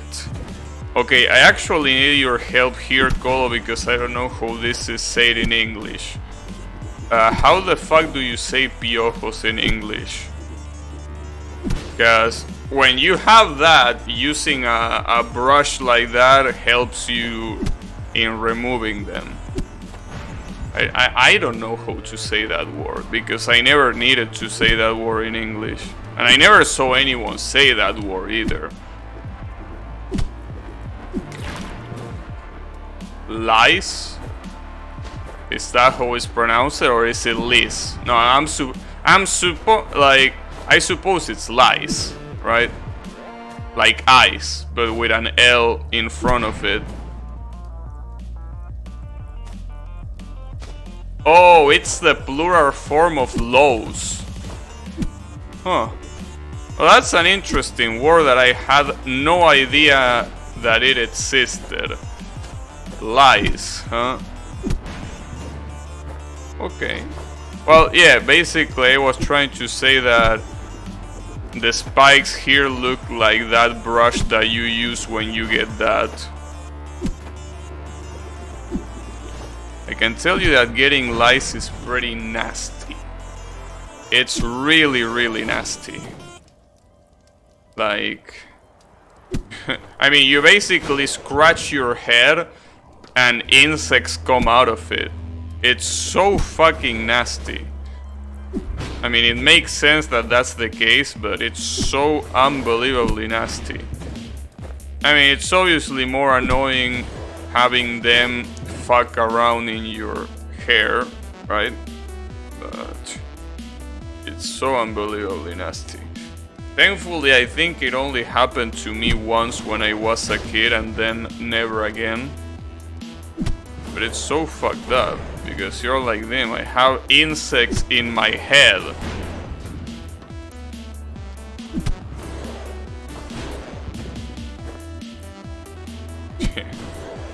It's pretty fucked up, Draynor. I can tell you that it's pretty fucked up. I mean, I don't want to sound like a psychopath, okay? But I think the best part of having lice is watching them die, like the pieces of trash they are. Yeah, I know that it sounds like I'm a psychopath for saying that, but trust me, those little shits don't deserve to live. They don't deserve to live. Lousy head? Is that a term? Didn't know that. Lousy head.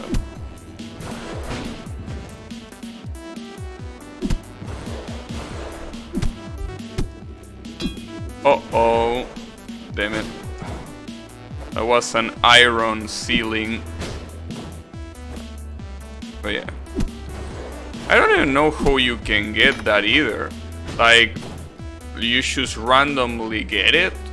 or because you know when it comes to illnesses, right, it's obviously a lot easier to know because most of the illnesses that you can get are usually transmitted are usually transmitted by someone else. But when it comes to lice, right, where the fuck do you get that from? Yeah, or most of the time you get it from other person, but where do they get it from?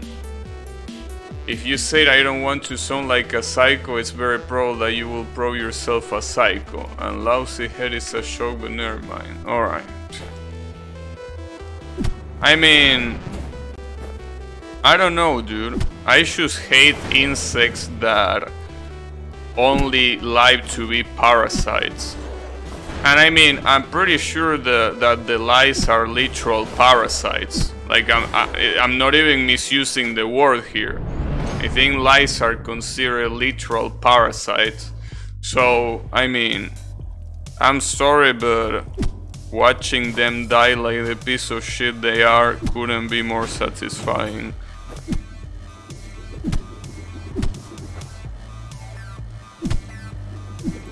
I really could not have any sympathy for those pieces of shit.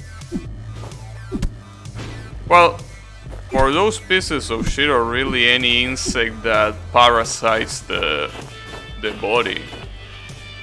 Even if it's not a parasite, I also hate mosquitoes too. I wouldn't mind seeing them die because they deserve it. It's not just parasites, it's any insect that the only way they survive is by being pieces of shit to people. So yeah, they can die for all I care. I wish they went the sting too. I think that's a little bit harder. I mean, there is a reason why they survive all these years in the first place.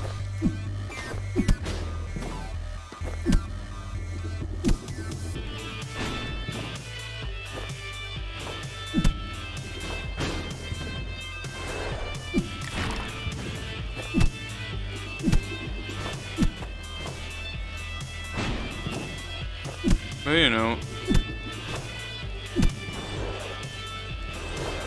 the important thing is trying to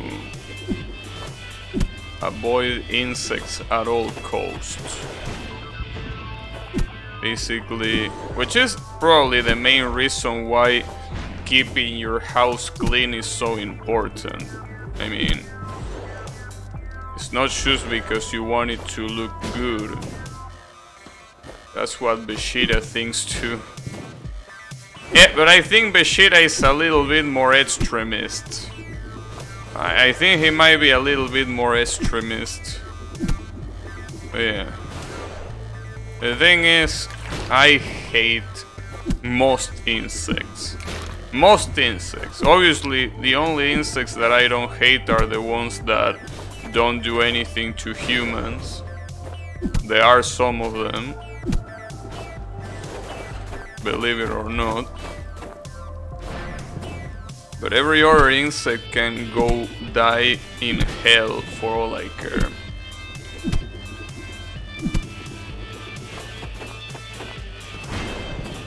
And there are some that are quite a little bit of a mixed bag, right? Like for example, bees. I mean, bees might be a pain in the ass, but at the very least they produce honey.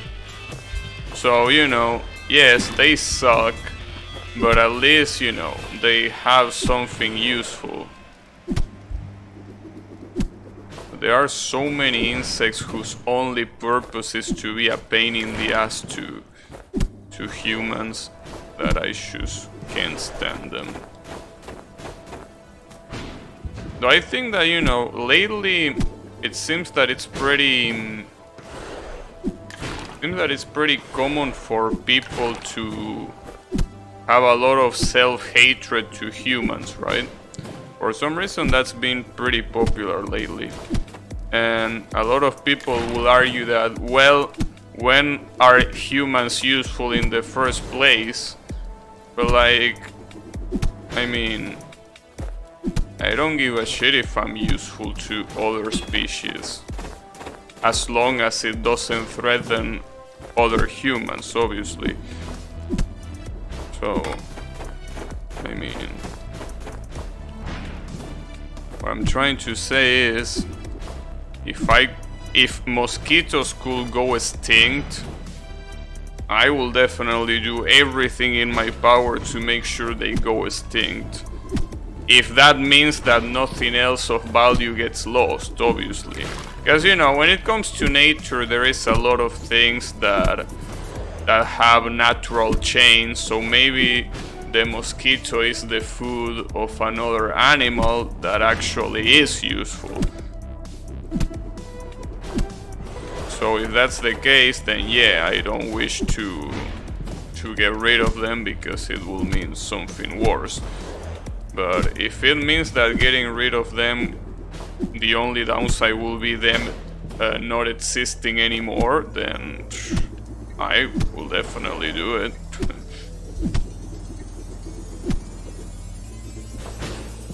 You can move to England. I don't think they have mosquitoes over there. They might not have mosquitoes, but they have like 1,000 rains per month, which is arguably worse. Well, actually it's not worse in this pandemic time because I will just stay at home anyways. So yeah. Let's destroy the environment before it destroys us. I mean, that's the thing. I'm not really advocating for destroying the environment or anything like that. I mean, if there is a species that its lost means the loss of other species that are actually useful, then yeah, I'm not advocating for that. I'm advocating for species that have absolutely no use to be, like, they have no use and they are also getting in the way for them to get eradicated.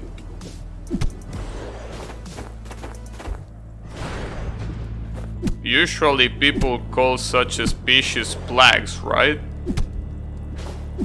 Like when there is a species, you know, animal or plant or whatever living being that threatens humans in a way, they are called plague, right? I don't know how to pronounce that word, but I think that's what they call it. You don't like mosquitoes, you don't like rain, you're very picky. Well, of course I'm picky. Come on, bro.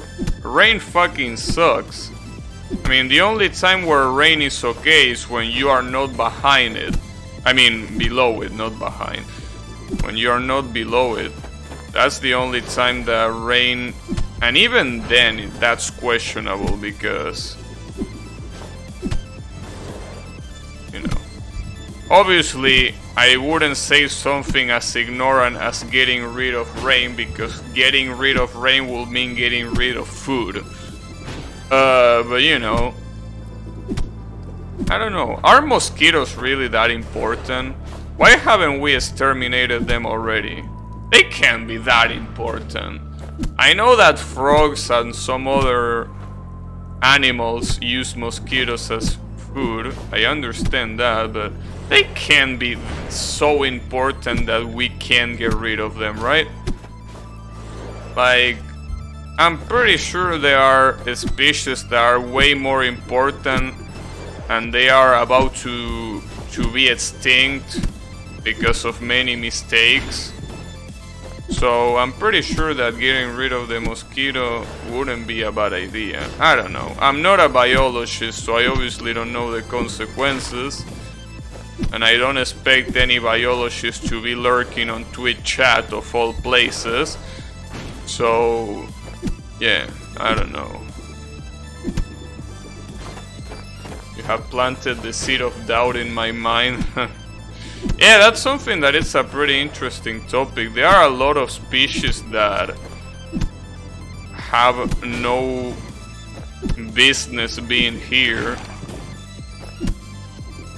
Some of them, obviously, there is no issue because they are not annoying, they don't get in the way, so I don't mind them leaving. But pieces of shit like mosquitoes, I feel like they should go away.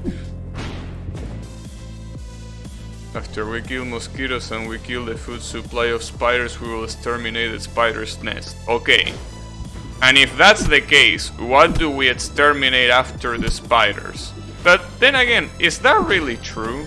I mean, can spiders kill flies to eat? Why do they have to eat mosquitoes? I mean, they can just eat flies, right? Don't they eat flies?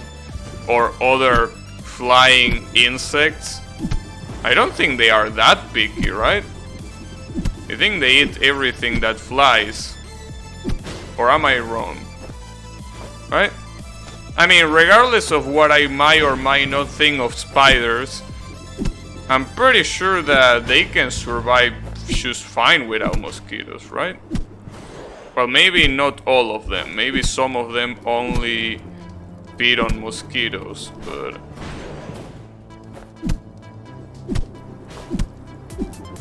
The mosquitoes' purpose in our ecosystem is to provide food and pollination. Okay. The problem is... Here's the thing.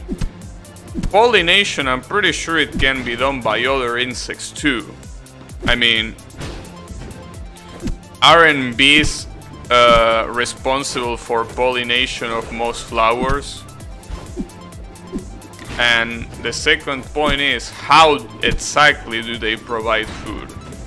Like, I'm not saying it's wrong, I'm just asking why, because I think something like pollination can be done by not only insects, it can also be done by birds, as far as I'm aware, right? I'm pretty sure any animal that goes near a flower can pollinate, right? And about food, well, I guess I will have to check the food chain. But again, aren't there any species that, you know, feed off mosquitoes that can feed off something else that is not mosquitoes? The article says that larva mosquitoes live in the water and fishes eat them. Oh, okay, that makes sense. So fishes are the problem here. Okay, well, if that's the case, then yeah, there is no help in it. Like, we cannot live without fishes. That's obvious. Well, in that case, I guess we have to deal with the pieces of trash known as mosquitoes. Because, yeah, living without fishes is impossible. It's just impossible. There are so many markets in the world that depend on fish, especially Asian countries. If you get rid of fish, you get rid of a lot of Asian countries. So yeah, no, that's definitely not an option.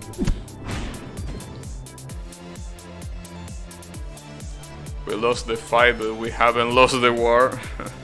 I mean, obviously the solution is finding an alternative food for fishes, but the problem is, when it comes to that, I mean, it's pretty hard because some fishes might be alright with an alternative, but I'm pretty sure there are some species of fishes that might get really picky.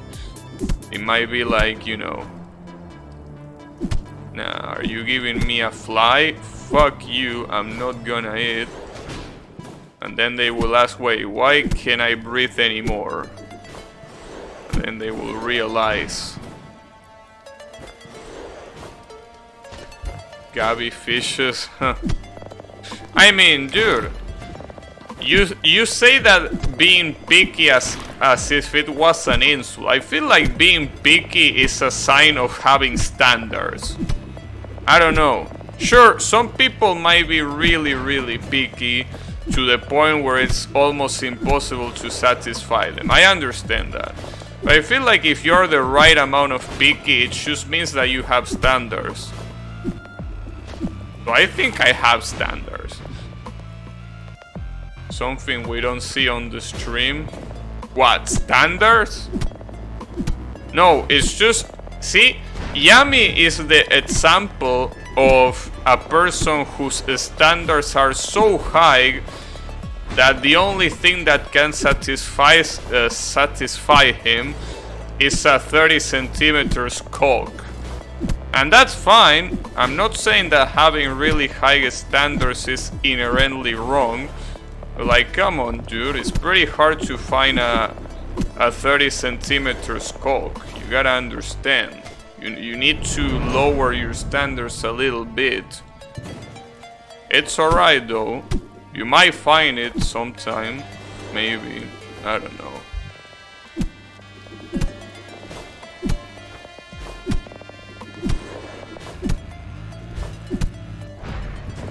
Why do you know the exact length for people to enjoy cocks? I say 30 just as an approximation. Oh, you're saying that he likes them bigger? Damn, yummy. Alright. We really... Okay, you have pretty high standards. Okay. My bad. 30 flaccid or erect? I don't know. You should ask Yami that. I mean, I'm not really a connoisseur like him when it comes to cocks, so, you know. You should probably ask him. In any case, I can visual penis line in metric, you will have to convert. Wait, I'm pretty sure that in Canada they use the metric system more than in the USA. So come on, bro. I know that you are North American, but I'm pretty sure that the ones that are obsessed with the imperial system are from the USA. You know who likes them larger? Yeah, you! But don't worry about it. I already knew that. We do, but for height and weight and penis length. Oh, okay. So specifically for penis length you use inches. Alright. Gotcha. My bad. I mean, you know way more about the subject than I do, so my bad. I should leave this talk to professionals. My bad. But yeah, sadly I can't convert to inches because I have no clue. I never tried to, and I probably never will try to convert to inches. And if I do, I will probably just look it up on Google and not really study the formula. So yeah. It's okay. Don't worry about it.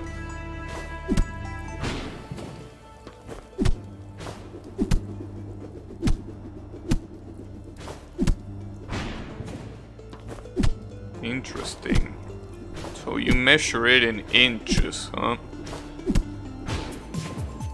Well, I mean, in English it's pretty common to hear the expression of I have an 8-incher. It's a pretty common expression.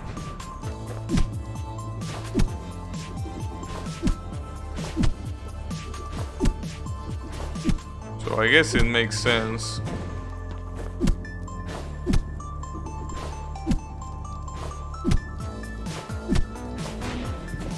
Not that common in England.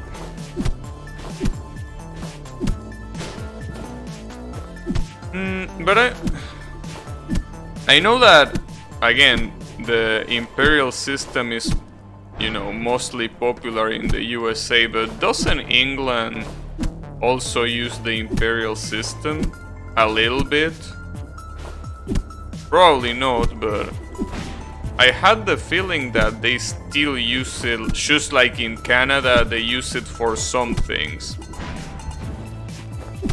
Well, I mean, to be fair, we also use it, but only for, as far as I know, the only thing that we use it is for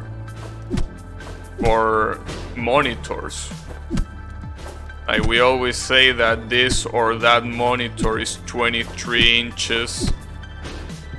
But other than that, I don't think we use inch for anything else, right? I don't think we do. I don't know why they decided, like, you know, considering the fact that we use the metric system for everything else, why monitors in particular have to be measured by inches. Whatever. It is what it is.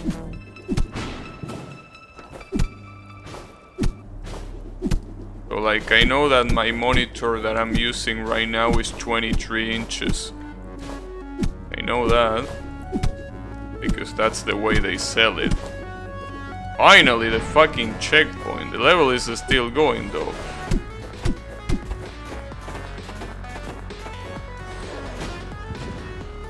You know what else is 23 inches? Yeah. The depth of Uranus. That's what's also 23 inches.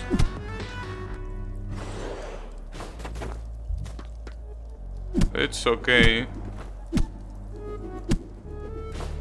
I mean, that's better for you after all. It allows you to experience a more, you know, a bigger, you know, amount of options. Ever use a scale to measure dick size? You know, contrary to popular belief, no, I never measured it. Because, you know, I never gave a shit. I mean, it's one of those things that... Well, not only I don't give a shit, but also it's like, come on, dude, what, am I gonna grab a ruler and bring it to the bathroom?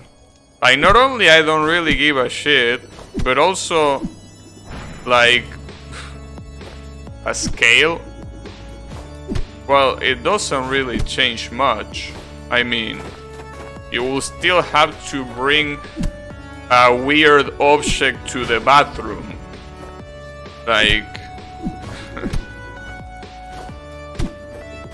you know, like, come on, how do you explain that? Yeah, just let me grab this real quick. My dick is 19 kilograms soft. Damn. I mean, I hate to bring the bad news, Mr. Draino, but that means that you are overweight.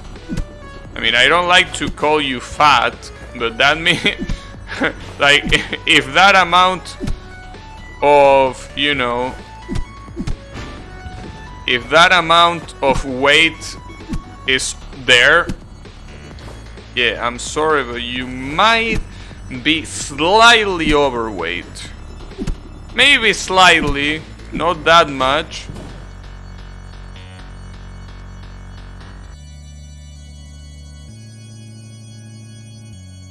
There's something that made our friendship last through these years is not knowing the lead.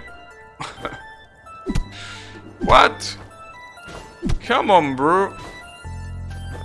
Oh, I see what you mean. I understand now. If you knew my size, you will get jealous and we no longer will talk to each other. You are right. You will definitely get jealous. So yeah, you are right. But it's okay, bro. I never measure it and I don't plan on doing it, so you're safe.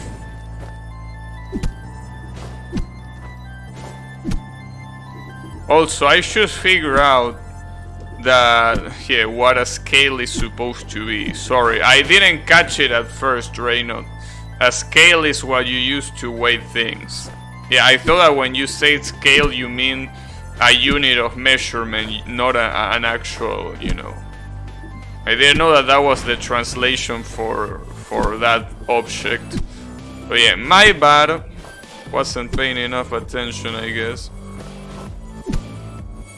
But yeah, I don't think that using a scale is gonna be that useful. I mean, you don't want to break the scale, right?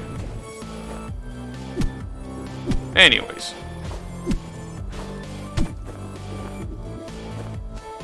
We should stop talking about dicks because we're gonna get Mr. Colo hungry. So yeah. We don't wanna make him hungry. Break the scale with your dick? I mean, if yours weighs 120, that's enough to break a lot of scales.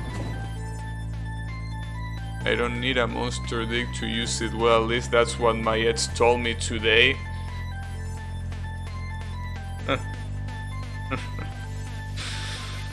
Oh, damn.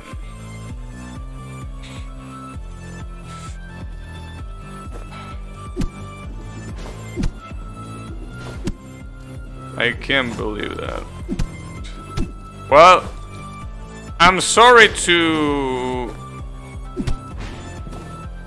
that it has to be me, but I have some bad news for you, Mr. Colo.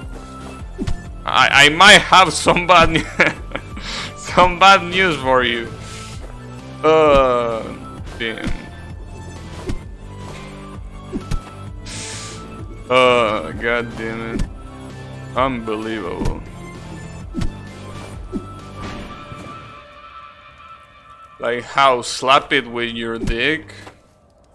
I mean, the dick don't have to do all the work. You know that there is always, you know, there are two big reasons that can be used to break a scale, you know? You don't need the dick for that.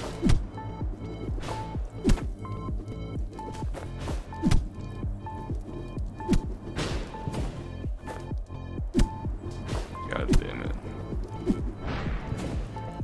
Fucking dick talks. Really seems like the most concurrent topic in my chat, huh? Well, the positive thing is that they don't really try to hide it. That's the good thing. I like it. I like that they don't try to hide their admiration for the masculine member. I appreciate the sincerity. But damn. My child really loves talking about dicks.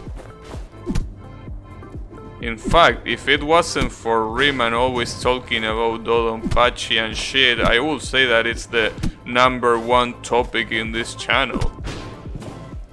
How can you not know how long your dick is? I can sort my close friends by penis size. Yeah, I think that the word you're looking for is not friends. I think that's what people usually call boyfriend, but it's fine. I mean, don't worry about it.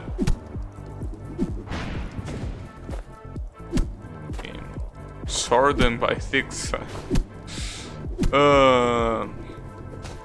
Well, I guess it's a useful thing to know, right, for him. I mean, that way he knows who to call when he's feeling lonely. When he's feeling lonely, he's like, let's call this guy. Alright. I understand now. Yeah, in your case, it's definitely a useful data, I would say.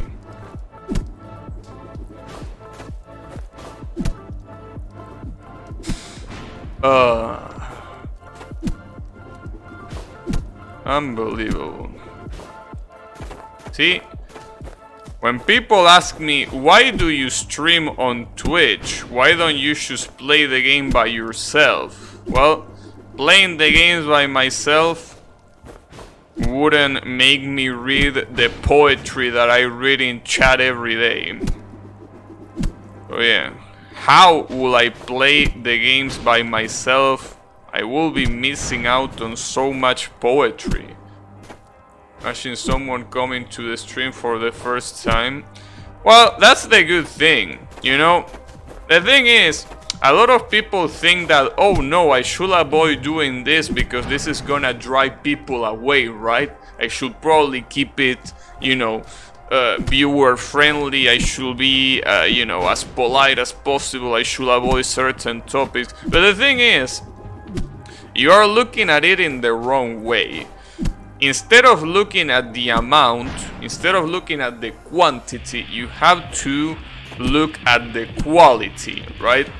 So the thing is, if someone gets scared because we're talking about dicks, that means that that person got filtered. Filtered, which is a term that is getting pretty popular nowadays, right?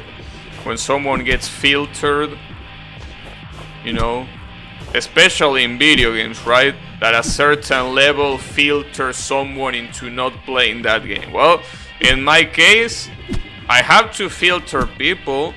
If they can't handle talking about dicks, then they can't handle being in this channel. And I think that's a good thing. We have to find people who are brave enough to withstand the dicking, you know.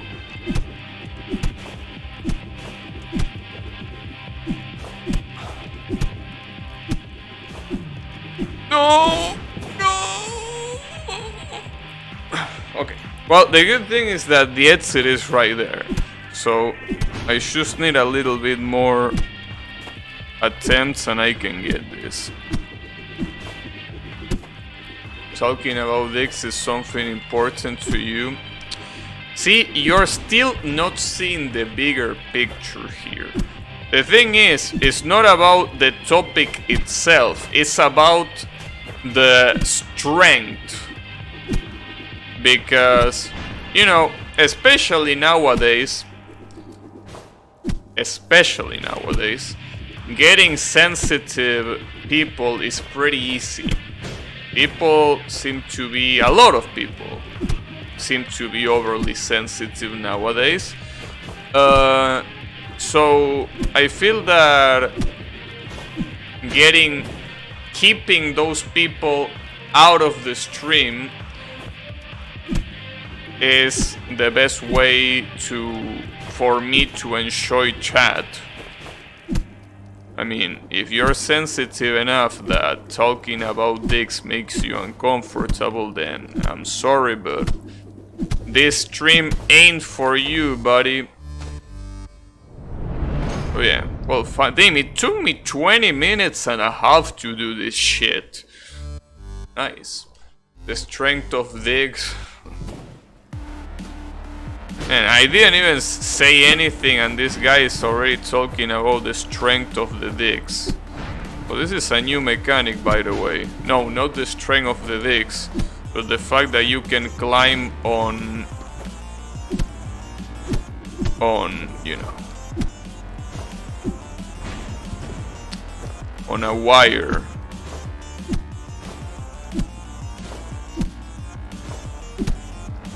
Ouch. But yeah, I really gotta be thankful for the people that are my regular viewers, because you definitely passed the test. You definitely passed the test, and I'm pretty proud of you.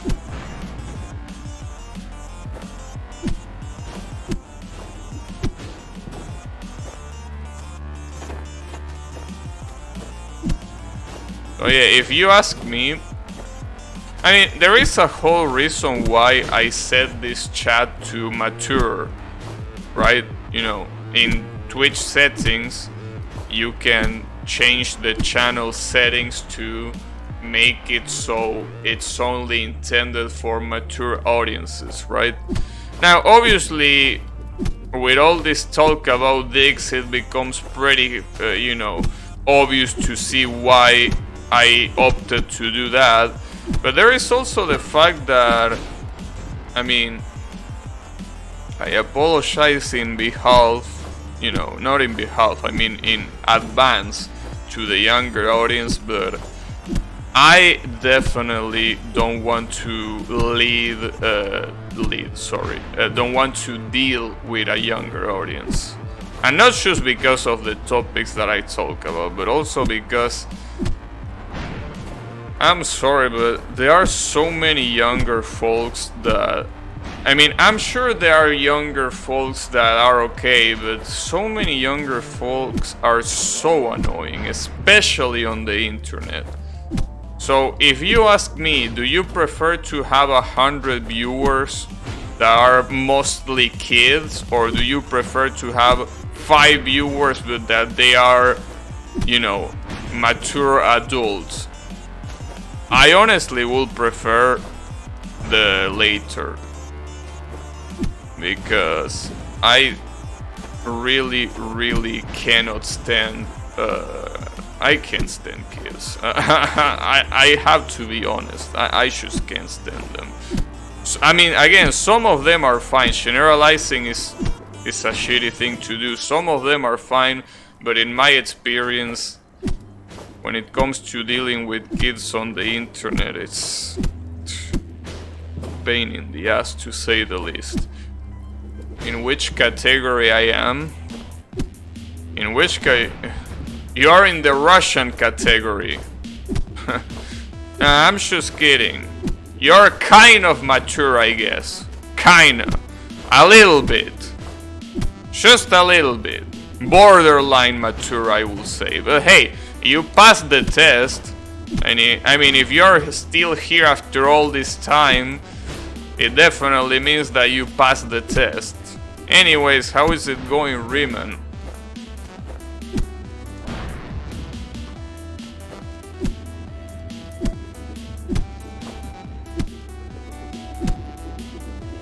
I mean, believe it or not,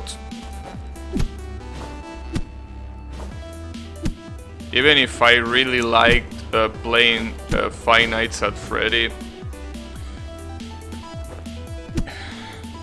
dealing with the kind of people that usually comes to chat while I stream that game is... yeah, no. No thanks. Just in time we were talking about... yeah, in fact, Riemann here really likes them. Not the one who lay eggs. Yeah, not the one who lay eggs, but the one that has eggs behind it. So yeah, a similar one, but not the same one. Yeah, Riemann also likes them. I mean, he's always talking about how he likes traps a lot. So he's definitely a fan. Again, which is fine by me. You know, because a lot of people think that because of this, I am a hater or a homophobic. No, I'm fine with it. I don't mind. I'm totally fine. I mean, if I wasn't fine with it, I would have banned my entire chat. But my chat is still here, so, you know. What I'm trying to say is, yeah, no hate. No hate.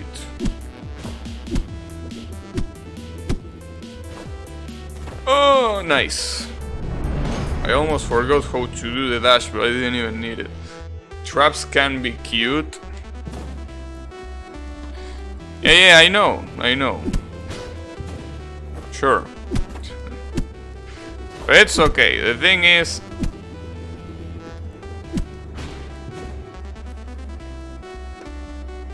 you know the deal.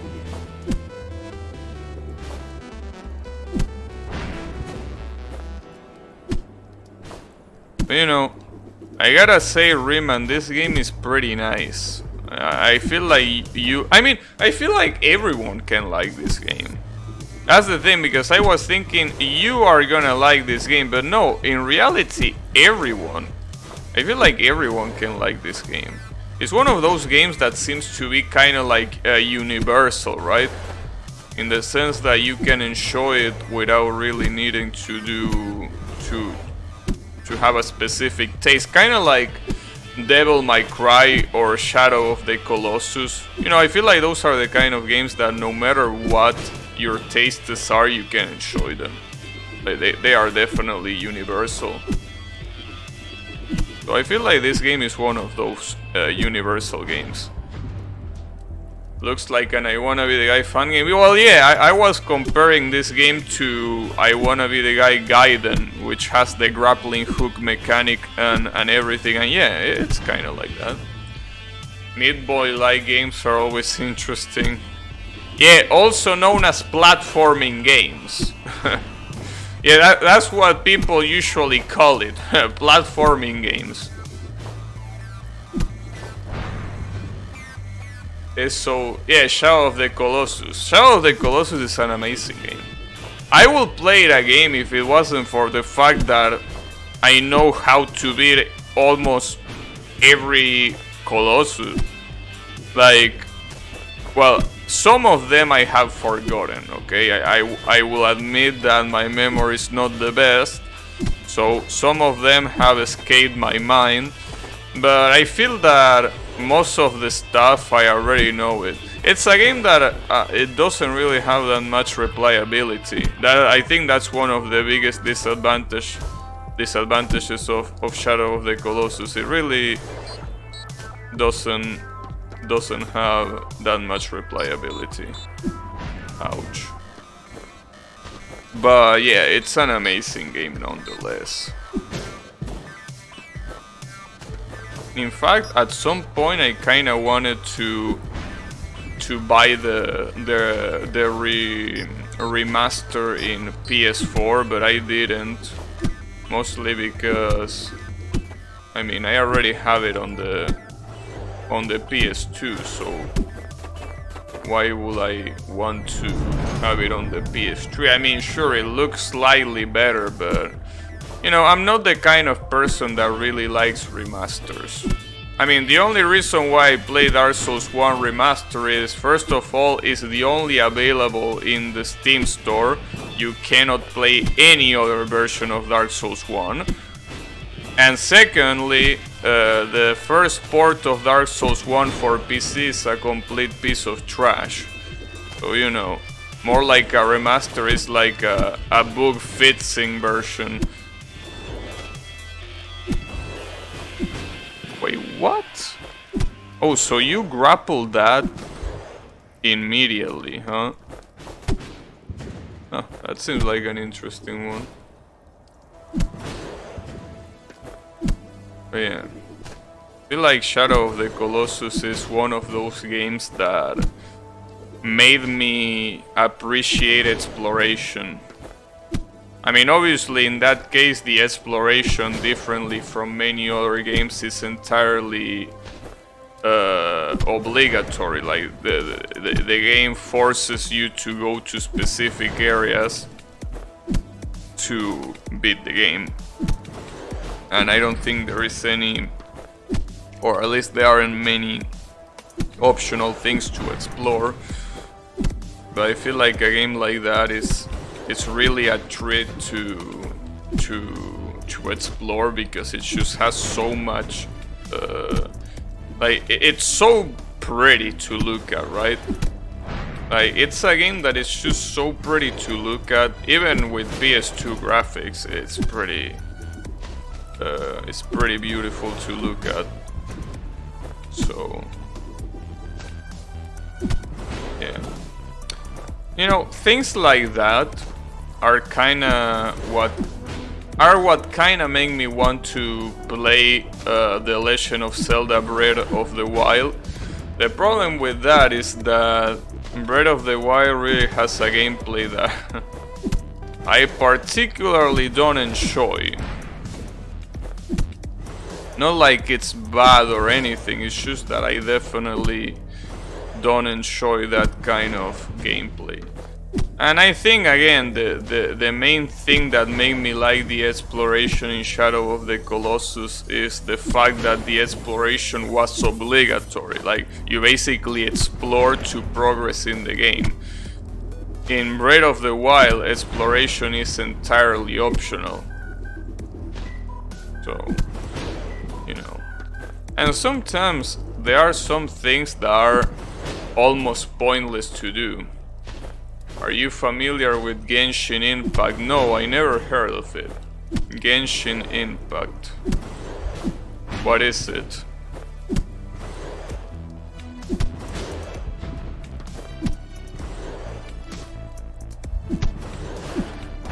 Damn it. And if I was Yami, I would say that sounds like a Weeb game. But you know, I'm not Yami, so I will listen. It's supposed to be a Breath of the Wild clone, though it looks much better than that. And what platform is it available on? Why did I read that as Gaishin Impact? Because you're a Baka Gaishin, that's why. Oh, speaking of Baka, my connection is behaving Baka here, huh? Well, that's pretty interesting. Are you seeing this? Are you watching Chang'e? Huh, that's pretty interesting. Huh. It seems that will keep on happening from time to time, huh? That's so weird. I really wonder if this is really my internet or this is Twitch. Again, I have a new ISP, right? So this kind of shit should not be happening, which is what leads me to think that this is Twitch fault. Because I'm pretty sure that if right now I run a speed test, the results are gonna be positive. And this is most likely just Twitch being trashing their Inches servers. Again, Twitch has only 2 Inches servers in South America and both of them are in Brazil. So this kind of shit is bound to happen. It's Chinese, PC and mobile, though it's not out yet. Interesting. PC and mobile, and it's not out yet. Well, we will see. I mean, I think what really matters the most in this kind of games, regardless of how they look like or regardless if they are a clone of certain game, I think the real question is what the gameplay is like. Doesn't Gaishin mean foreigner? Yes, it indeed means foreigner. As far as I know, it's kind of like it actually means outsider, if I'm not wrong, which is the reason why a lot of Japanese people, instead of using Gaishin, they use Gaikokushin. Because I'm pretty sure that Gaikokushin specifically means foreigner. Like, it specifically means someone that is from another country, which is why Koku is there. It's there to say from, you know, outside country, person from outside country. Gaishin, I'm pretty sure, just means person from the outside, outsider.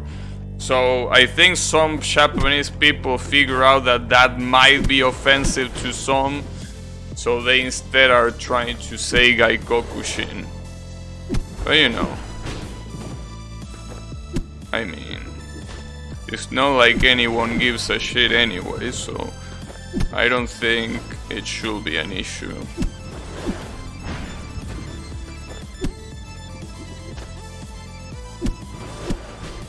Anyways, hopefully you appreciate the Weeb lesson of the day. That's what Yami will call it. God damn it. It's kinda how we call some non-Russian people churka. I don't know what that means, but that sounds pretty funny, I can tell you that. It definitely would sound like a pretty cool to use insult. Churka? It definitely sounds like an insult, I can tell you that.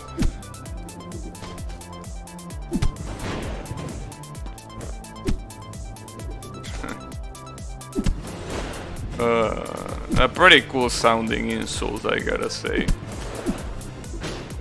And how the fuck do you do this? Am I stupid?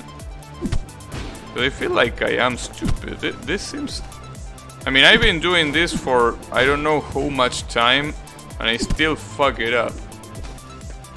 Mucho gracias. It's muchas gracias, but it's appreciated nonetheless. I like the use of maestro though. I like that you use that word there, because believe it or not, the word maestro, at least in Argentina, is a pretty common word to use on people that make you a favor. That do you a favor, I mean. So yeah, nice choice of words. You only needed to say muchas, but other than that, I will give it an 8 out of 10.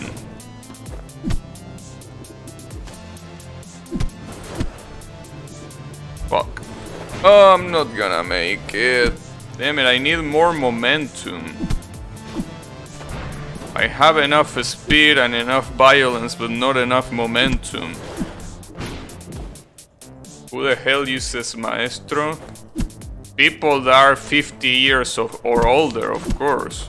I mean, my dad uses it. My dad still uses the word maestro. So yeah. I mean, but it's an oh shit word to use, I can tell you that. I mean, usually people that are older like to use that word.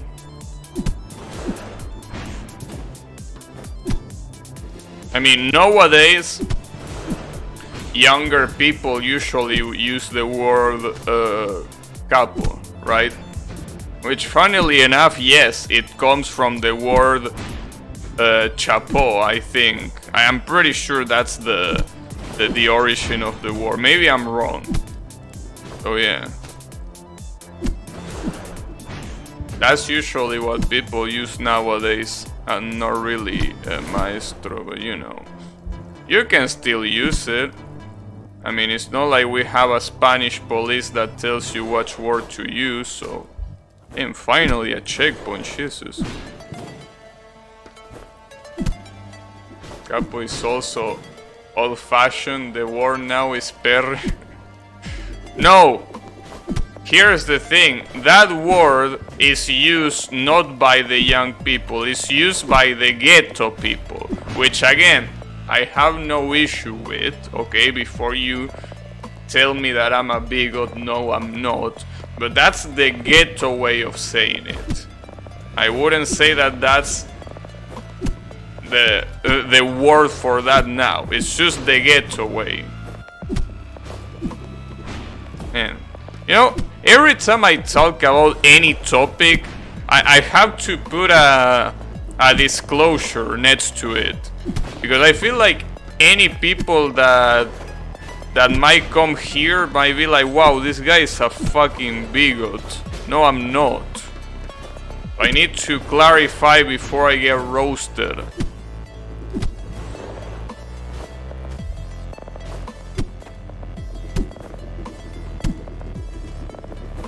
Una word says Perrito Malvado, he has more money than... Yeah, but we're talking about someone who is still ghetto. I mean, I don't give a shit if he has a lot of money. It's all about that ghetto talk. That's usually what football players do anyway. I mean, most of them come from the ghetto anyway, so they are used to that kind of talk, so yeah. I mean... Like, at this point I feel like coming from the ghetto is a requirement to be a football player. I mean, there are obviously exceptions, but most of football players come from there.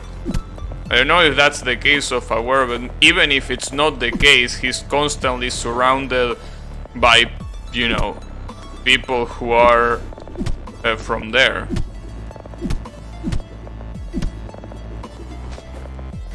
Oh, okay, at least I got the checkpoint, nice. Ouch. It's not what? Oh, a requirement? Yeah, I know, right? I guess it's kind of like the equivalent of basketball in the USA, right? A lot of basketball players come from pretty unfortunate neighborhoods, and thankfully, thanks to basketball, they are able to live better lives. But yeah, that's pretty common all around the world, that sports are usually a way for people who are less unfortunate to be able to, you know, live a better life. So yeah, it's not surprising that a football player will use ghetto language. What are you saying about basketball players? What's your worst kiss twitches? Hey, come on, I'm not even... See, here's the thing. I know that... Yes, I understand that there are some specific people, and I understand, right? Like, some pretty specific people will think that what I should say is racist, right? But it's not. Because, I mean, if anything, pretending that every basketball player is black, that's way more racist than anything I could say. I mean, I don't remember the name of the guy. Well, I don't even need to mention that guy. One of the Argentinian basketball players played in the NBA, and he wasn't black, so you know. So no, what I'm saying is not racist. It's just something that is completely.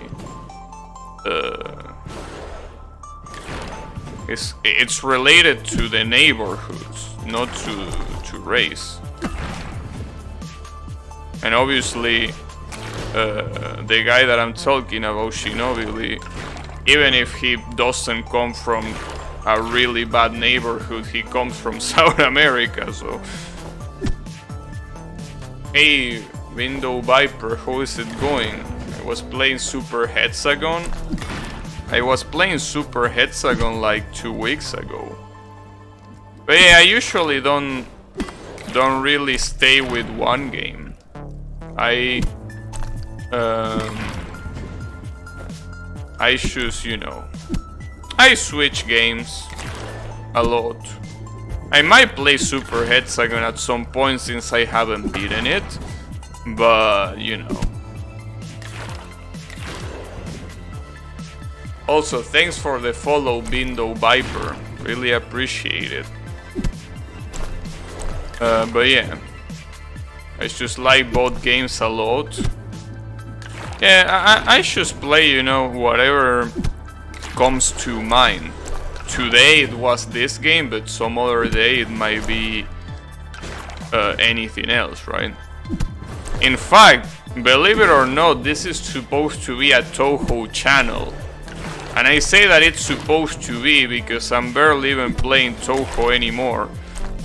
Toho is a Danmaku game, just in case you don't know what it is. So yeah, I was supposed to be a Toho streamer, but oops, I guess things happen, and I might not be, you know, that interested in it anymore. But you know, I still play. I guess I still play it from time to time. You still have stuff to try hard. See, that's the problem. And that's exactly the reason why I don't play it anymore. Because the stuff that I have to try hard is the most tedious, boring bullshit that I could possibly imagine. So instead of torturing myself with something that I don't really enjoy, I just prefer, you know, playing new things. I mean, especially with fucking UFO, dude. That has to be one of the challenges that I haven't done yet, that I just can't do it, dude.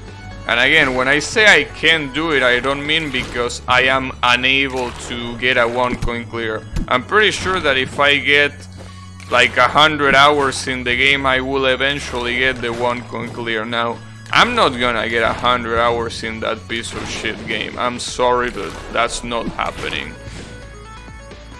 Get those world records? Oh yeah, you need to get those world records for sure. But yeah. The thing is, I just can't deal with Touhou anymore. But you know, the good thing is that Touhou, there is a new game usually releasing every year, right? Well, not every year, sorry, every 2 years.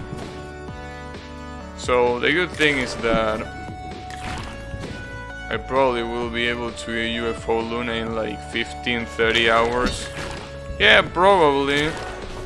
But you know, the thing is, regardless if it's 15-30 hours or 100 hours, what I'm trying to say is that wasting so much time in such a piece of trash of a game is definitely not something that I'm gonna do. So yeah. The point is, fuck UFO. And, yeah, just fuck UFO, that's the point. There is no other point other than that. So what the hell am I supposed to do here?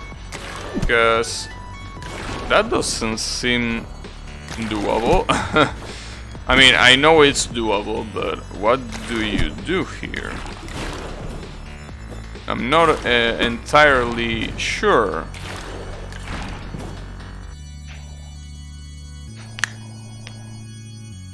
Alright. Double jump before you hit the water, then dash to slide. I think I tried that, or maybe I think the problem is that I dashed first and I didn't do the double jump first. Yeah, I think that was the problem. Okay, I'm gonna try that. Thanks. Ah, fucking swing. Oh, oh, fuck. You waste your time playing trash games like Touhou. See, but the thing is, that is not Touhou what's the problem. It's UFO what's the problem. UFO is the one that is trash. You can't be falling too fast. So I need a better angle, but the issue is that the water being right next to it probably means that I'm still gonna... I almost got it, almost. I have evidence that UFO is your favorite Touhou. See, the only, as I always say, the only good thing about UFO is Kogasa and Nue. Other than that, UFO can go eat a dick. And yeah, that's it. Just go eat a dick. That's what UFO can do. Alright. Damn it. So yeah, I understand the concept of not being able to fall too fast. The issue is that it... Oh, I guess like that. Just that if I do it with a better angle... Here come the dicks again. Sounds like something a secondary might say. You know, you want me to be honest with you? I'd rather be a secondary than playing UFO. Yeah, you heard that right. You can even clip it if you want. I'd rather be a secondary than play fucking UFO. Fuck UFO. Game fucking sucks. So yeah.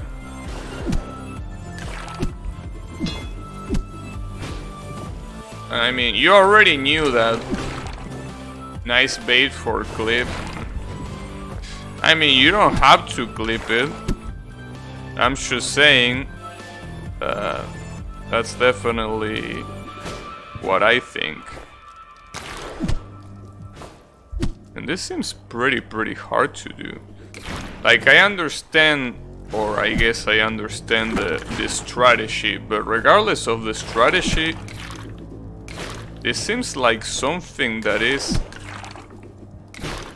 unbelievably precise compared to everything else that I've done yet. This one seems like a nightmare.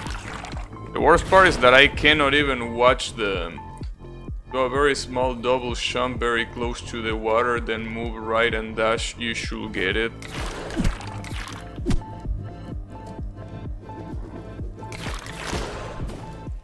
Yeah, the problem is I can get through it, but the problem is that at the other side there is another barrier. So what do I do there? Jump again? I think I can. No, can I? You can choose jump. Yeah, the problem is that you have to do it in a pretty specific way, I feel. Stay there, stay there. Fuck.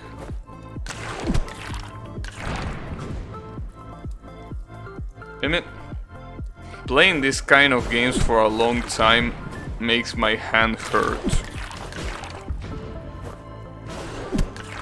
I guess it's not really like the controller or the buttons, it's just the pressure, right?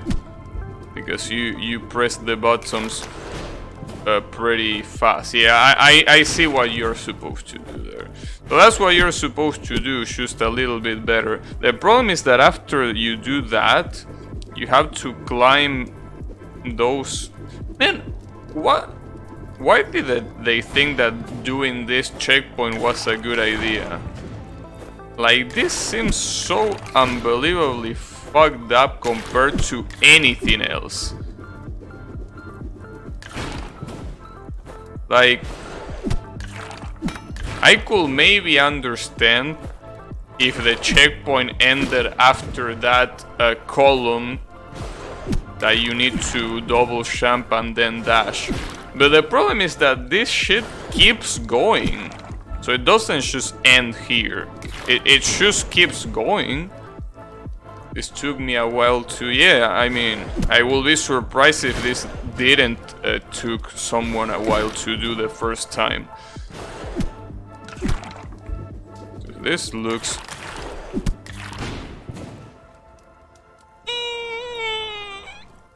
Okay. So, at least I know that I have to climb there and be careful to not hit the red bars. That seems like a pretty tight space to even do that. The last part is very long, you will need to build up a lot of speed right after. I guess this might be the part that filter a lot of people, right? What? Okay, I think I understand. You have to swing and dash behind that pillar and keep going until you reach something. And that's really fucked up. That's really fucked up here.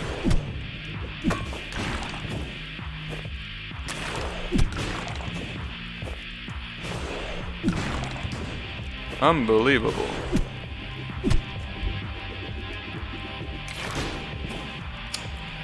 Don't worry, the last chapter is much worse. Well, thanks. Now I can look forward for the last chapter. Now, I mean, it's not really the fact that it's hard that is fucked up. It's the fact that the difficulty scales so fast. I mean, I expected to have hard levels here. The problem is that it just scales insanely fast. There is a reason why less than 300 people have completed the game. Really? Less than 300? I didn't know that. Draynot, if you're still there, did you beat this game?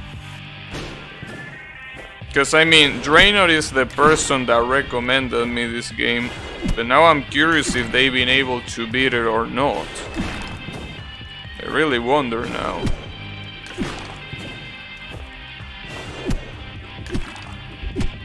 Maybe he recommended it exactly knowing what was gonna happen. Ah, I forgot to pull. Fucking tryhard. Yeah. This guy right here that should say tryhards is probably one of the biggest tryhards that I've seen on Danmaku games. It's pretty funny. I think I barely seen someone try hard Danmaku games so much as he does. It's truly inspiring, I guess you can call it that way. Ah, that sucks. But it seems like it's pretty long.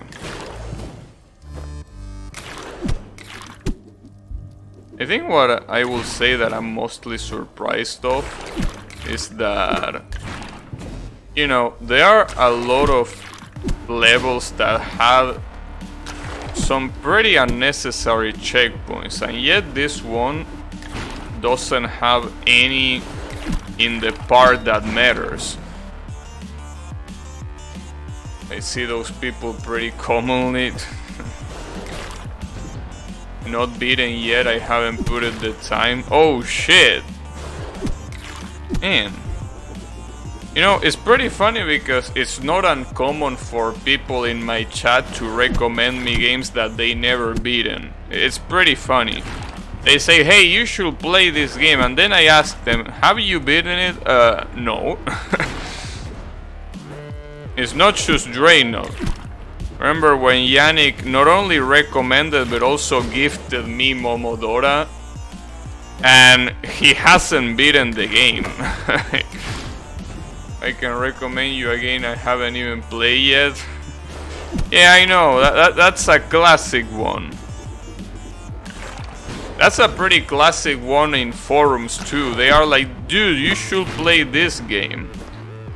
And when you ask them, have you even played it? No.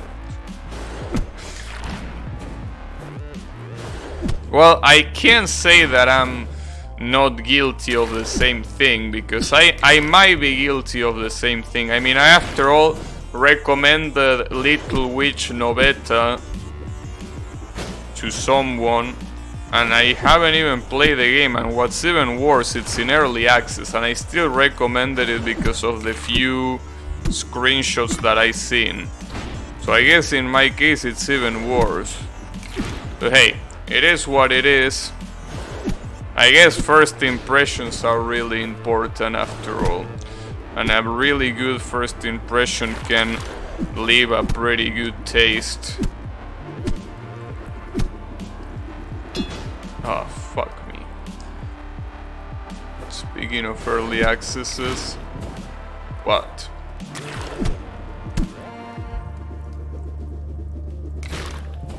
What happens with early accesses? Akashic Bear still didn't go full release. Yeah, you know, I was almost sure you were gonna talk about fucking Akashic Bears. And yeah, it still haven't got a full release. So get fucked. But you know, you can still play Akashic Force. Akashic Force is fully available on Steam. And it's supposed to be in the same world, like it's supposed to be set in the same world as Akashic Bears. So you should definitely try it.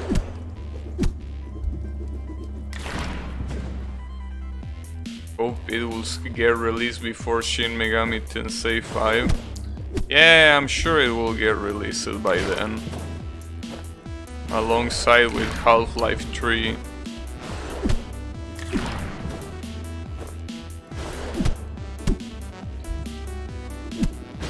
earlier than never. The problem is, Shin Megami Tensei is a game that obviously requires a lot of bad shit, and I'm pretty sure that when they announce it, nobody's gonna give a shit about Shin Megami Tensei, because Persona got popular because of the famous waifus, just like any game that comes from Japan that gets popular for the same reason. But I think that Shin Megami Tensei doesn't have that, or at least that's not the primary focus of the game. I mean, sure, it might have the genre shit, I'm not denying that. But I'm saying that it's not like a game like Persona where, I mean, having a waifu is a fucking mechanic of the game. So, what I'm trying to say here is, I don't think Shin Megami Tensei has the recipe to succeed anymore. So, what I'm trying to say is, get fucked. Shin Megami... Yeah. You might be able to kick God, but you don't have the amount of waifu material that the Persona games had. And for that reason alone, it will never be as popular. And it's funny because a spin-off got more popular than the actual thing because of waifus. Can you imagine that? I guess that's the power of waifus. They are really powerful. They are getting out of hand, I will say, even. Lu-kun. I don't know who Lu-kun is, but I'm sure that it's not at the same level.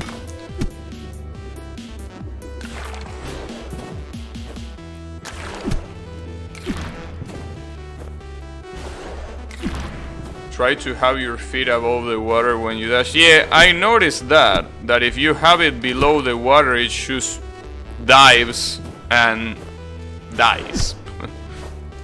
So yeah. Yeah, like that. I shouldn't jump that hard though, because that seems like a bad idea.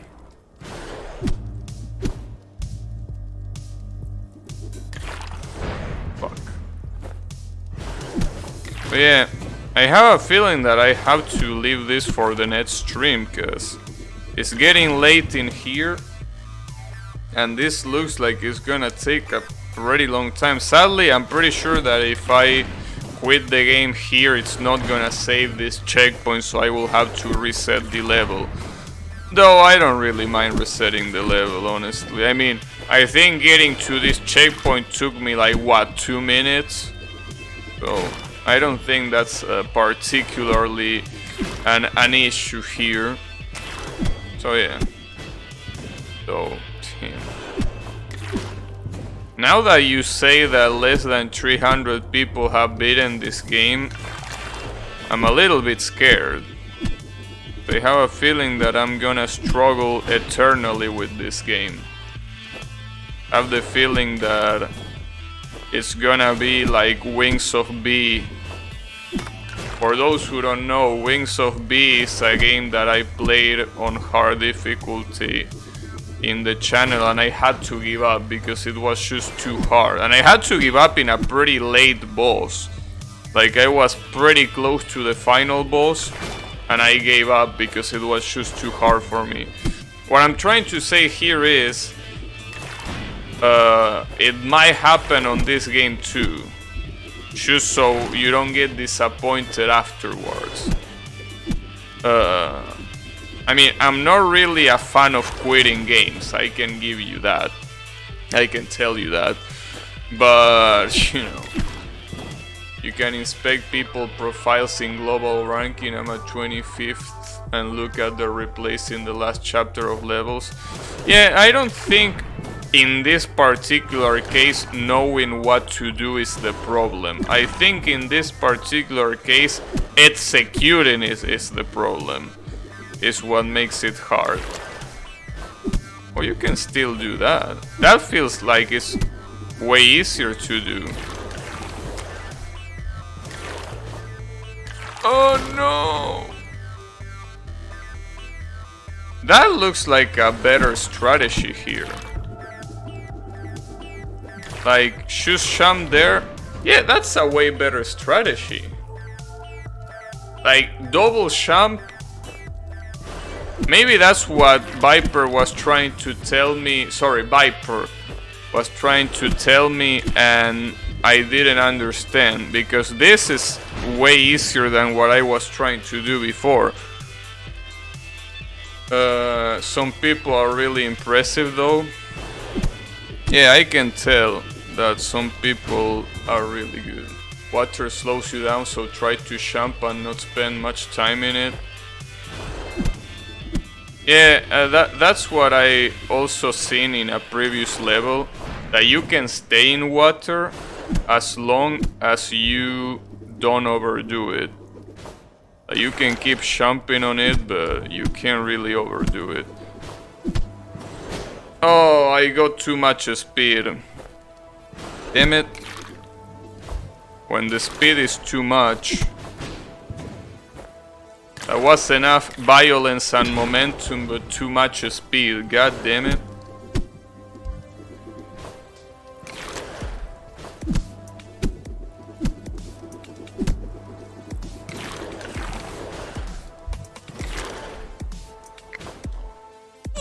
Yes! Oh, damn it. That was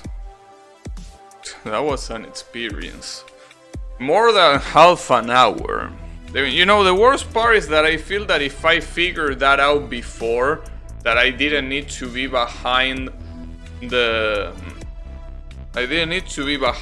pillar when I jump. I just needed to do it before. I don't know why I didn't think of that before.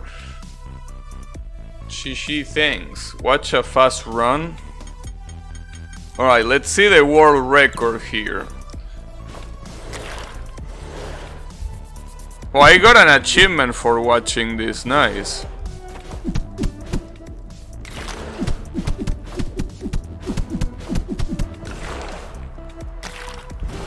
Yeah, it's basically...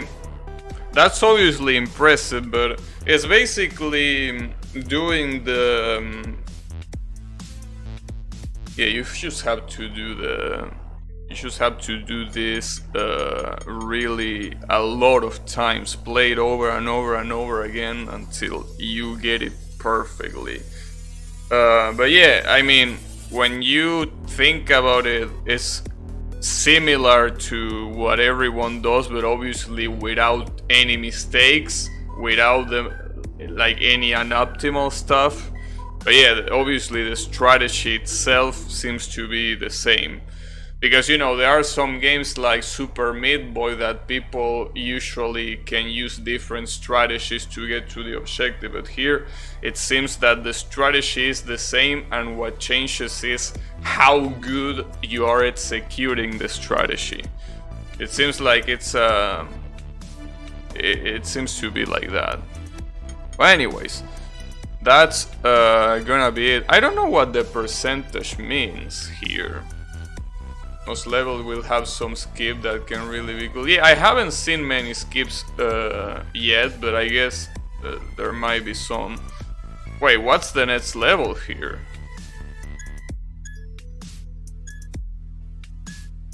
Wait, what will be the next level on this one? Huh. The last level of Sun is a good example. Yeah, I don't know if I remember. I have two questions here. First of all, what do the percentage mean? And second of all, what level should I play next? Because apparently I can play 4 different levels next. And I don't think they are ordered in any specific manner here. Right? Seems like you could pick any. And they are not numbers, so it definitely feels like you could pick any. Percentage is some calculation based off how far you are from first place. I see, okay, gotcha. So it's kind of like I'm 65% optimal here. Zip Zag is fun. Oh, this level. So basically, there is no order. Even though so far all I've been doing was pressing next level, there is really no next level. Like, it could be any order. Okay, it's no order. Gotcha. Alright, well, that's good to know. Wait, that means that I miss levels? No, I did every level here. Okay. It seems like when the only thing you do is pressing nets, you play every level regardless. Okay, good to know. But that's gonna be it for today. So yeah. That was a really nice experience. You know, there is something that I really like about this game, and look. When you are tabbed out of the game, you get the message that the window is out of focus. This is so useful. This is absolutely useful when you're streaming, because in a lot of games where you lose sound when you tab out, people might be thinking, oh, the game crashed, or the stream is buffering, or whatever, right? This game lets you know that it's out of focus, so that's why there is no sound. This is something that I really wish more games implemented, because I feel like it's such a necessary feature that is completely underrated. Like, nobody gives a shit if there is an indicator if the Windows is out of focus or not, but I really do give a shit. I think that it's incredibly good as a well, I was gonna say mechanic, but as a feature, it's really good. So yeah, I really wish more games opted for that. I think this might be the first time I see this. I don't think I've seen any game before that tells the user that it's out of focus. So I personally gotta say that that's majestic, for sure. In any case, thanks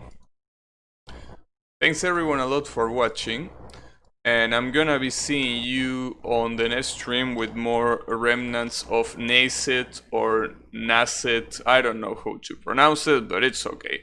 So, I have a gift for you, Riemann. I have a gift for you that you might like. So, take care everyone and have a good one.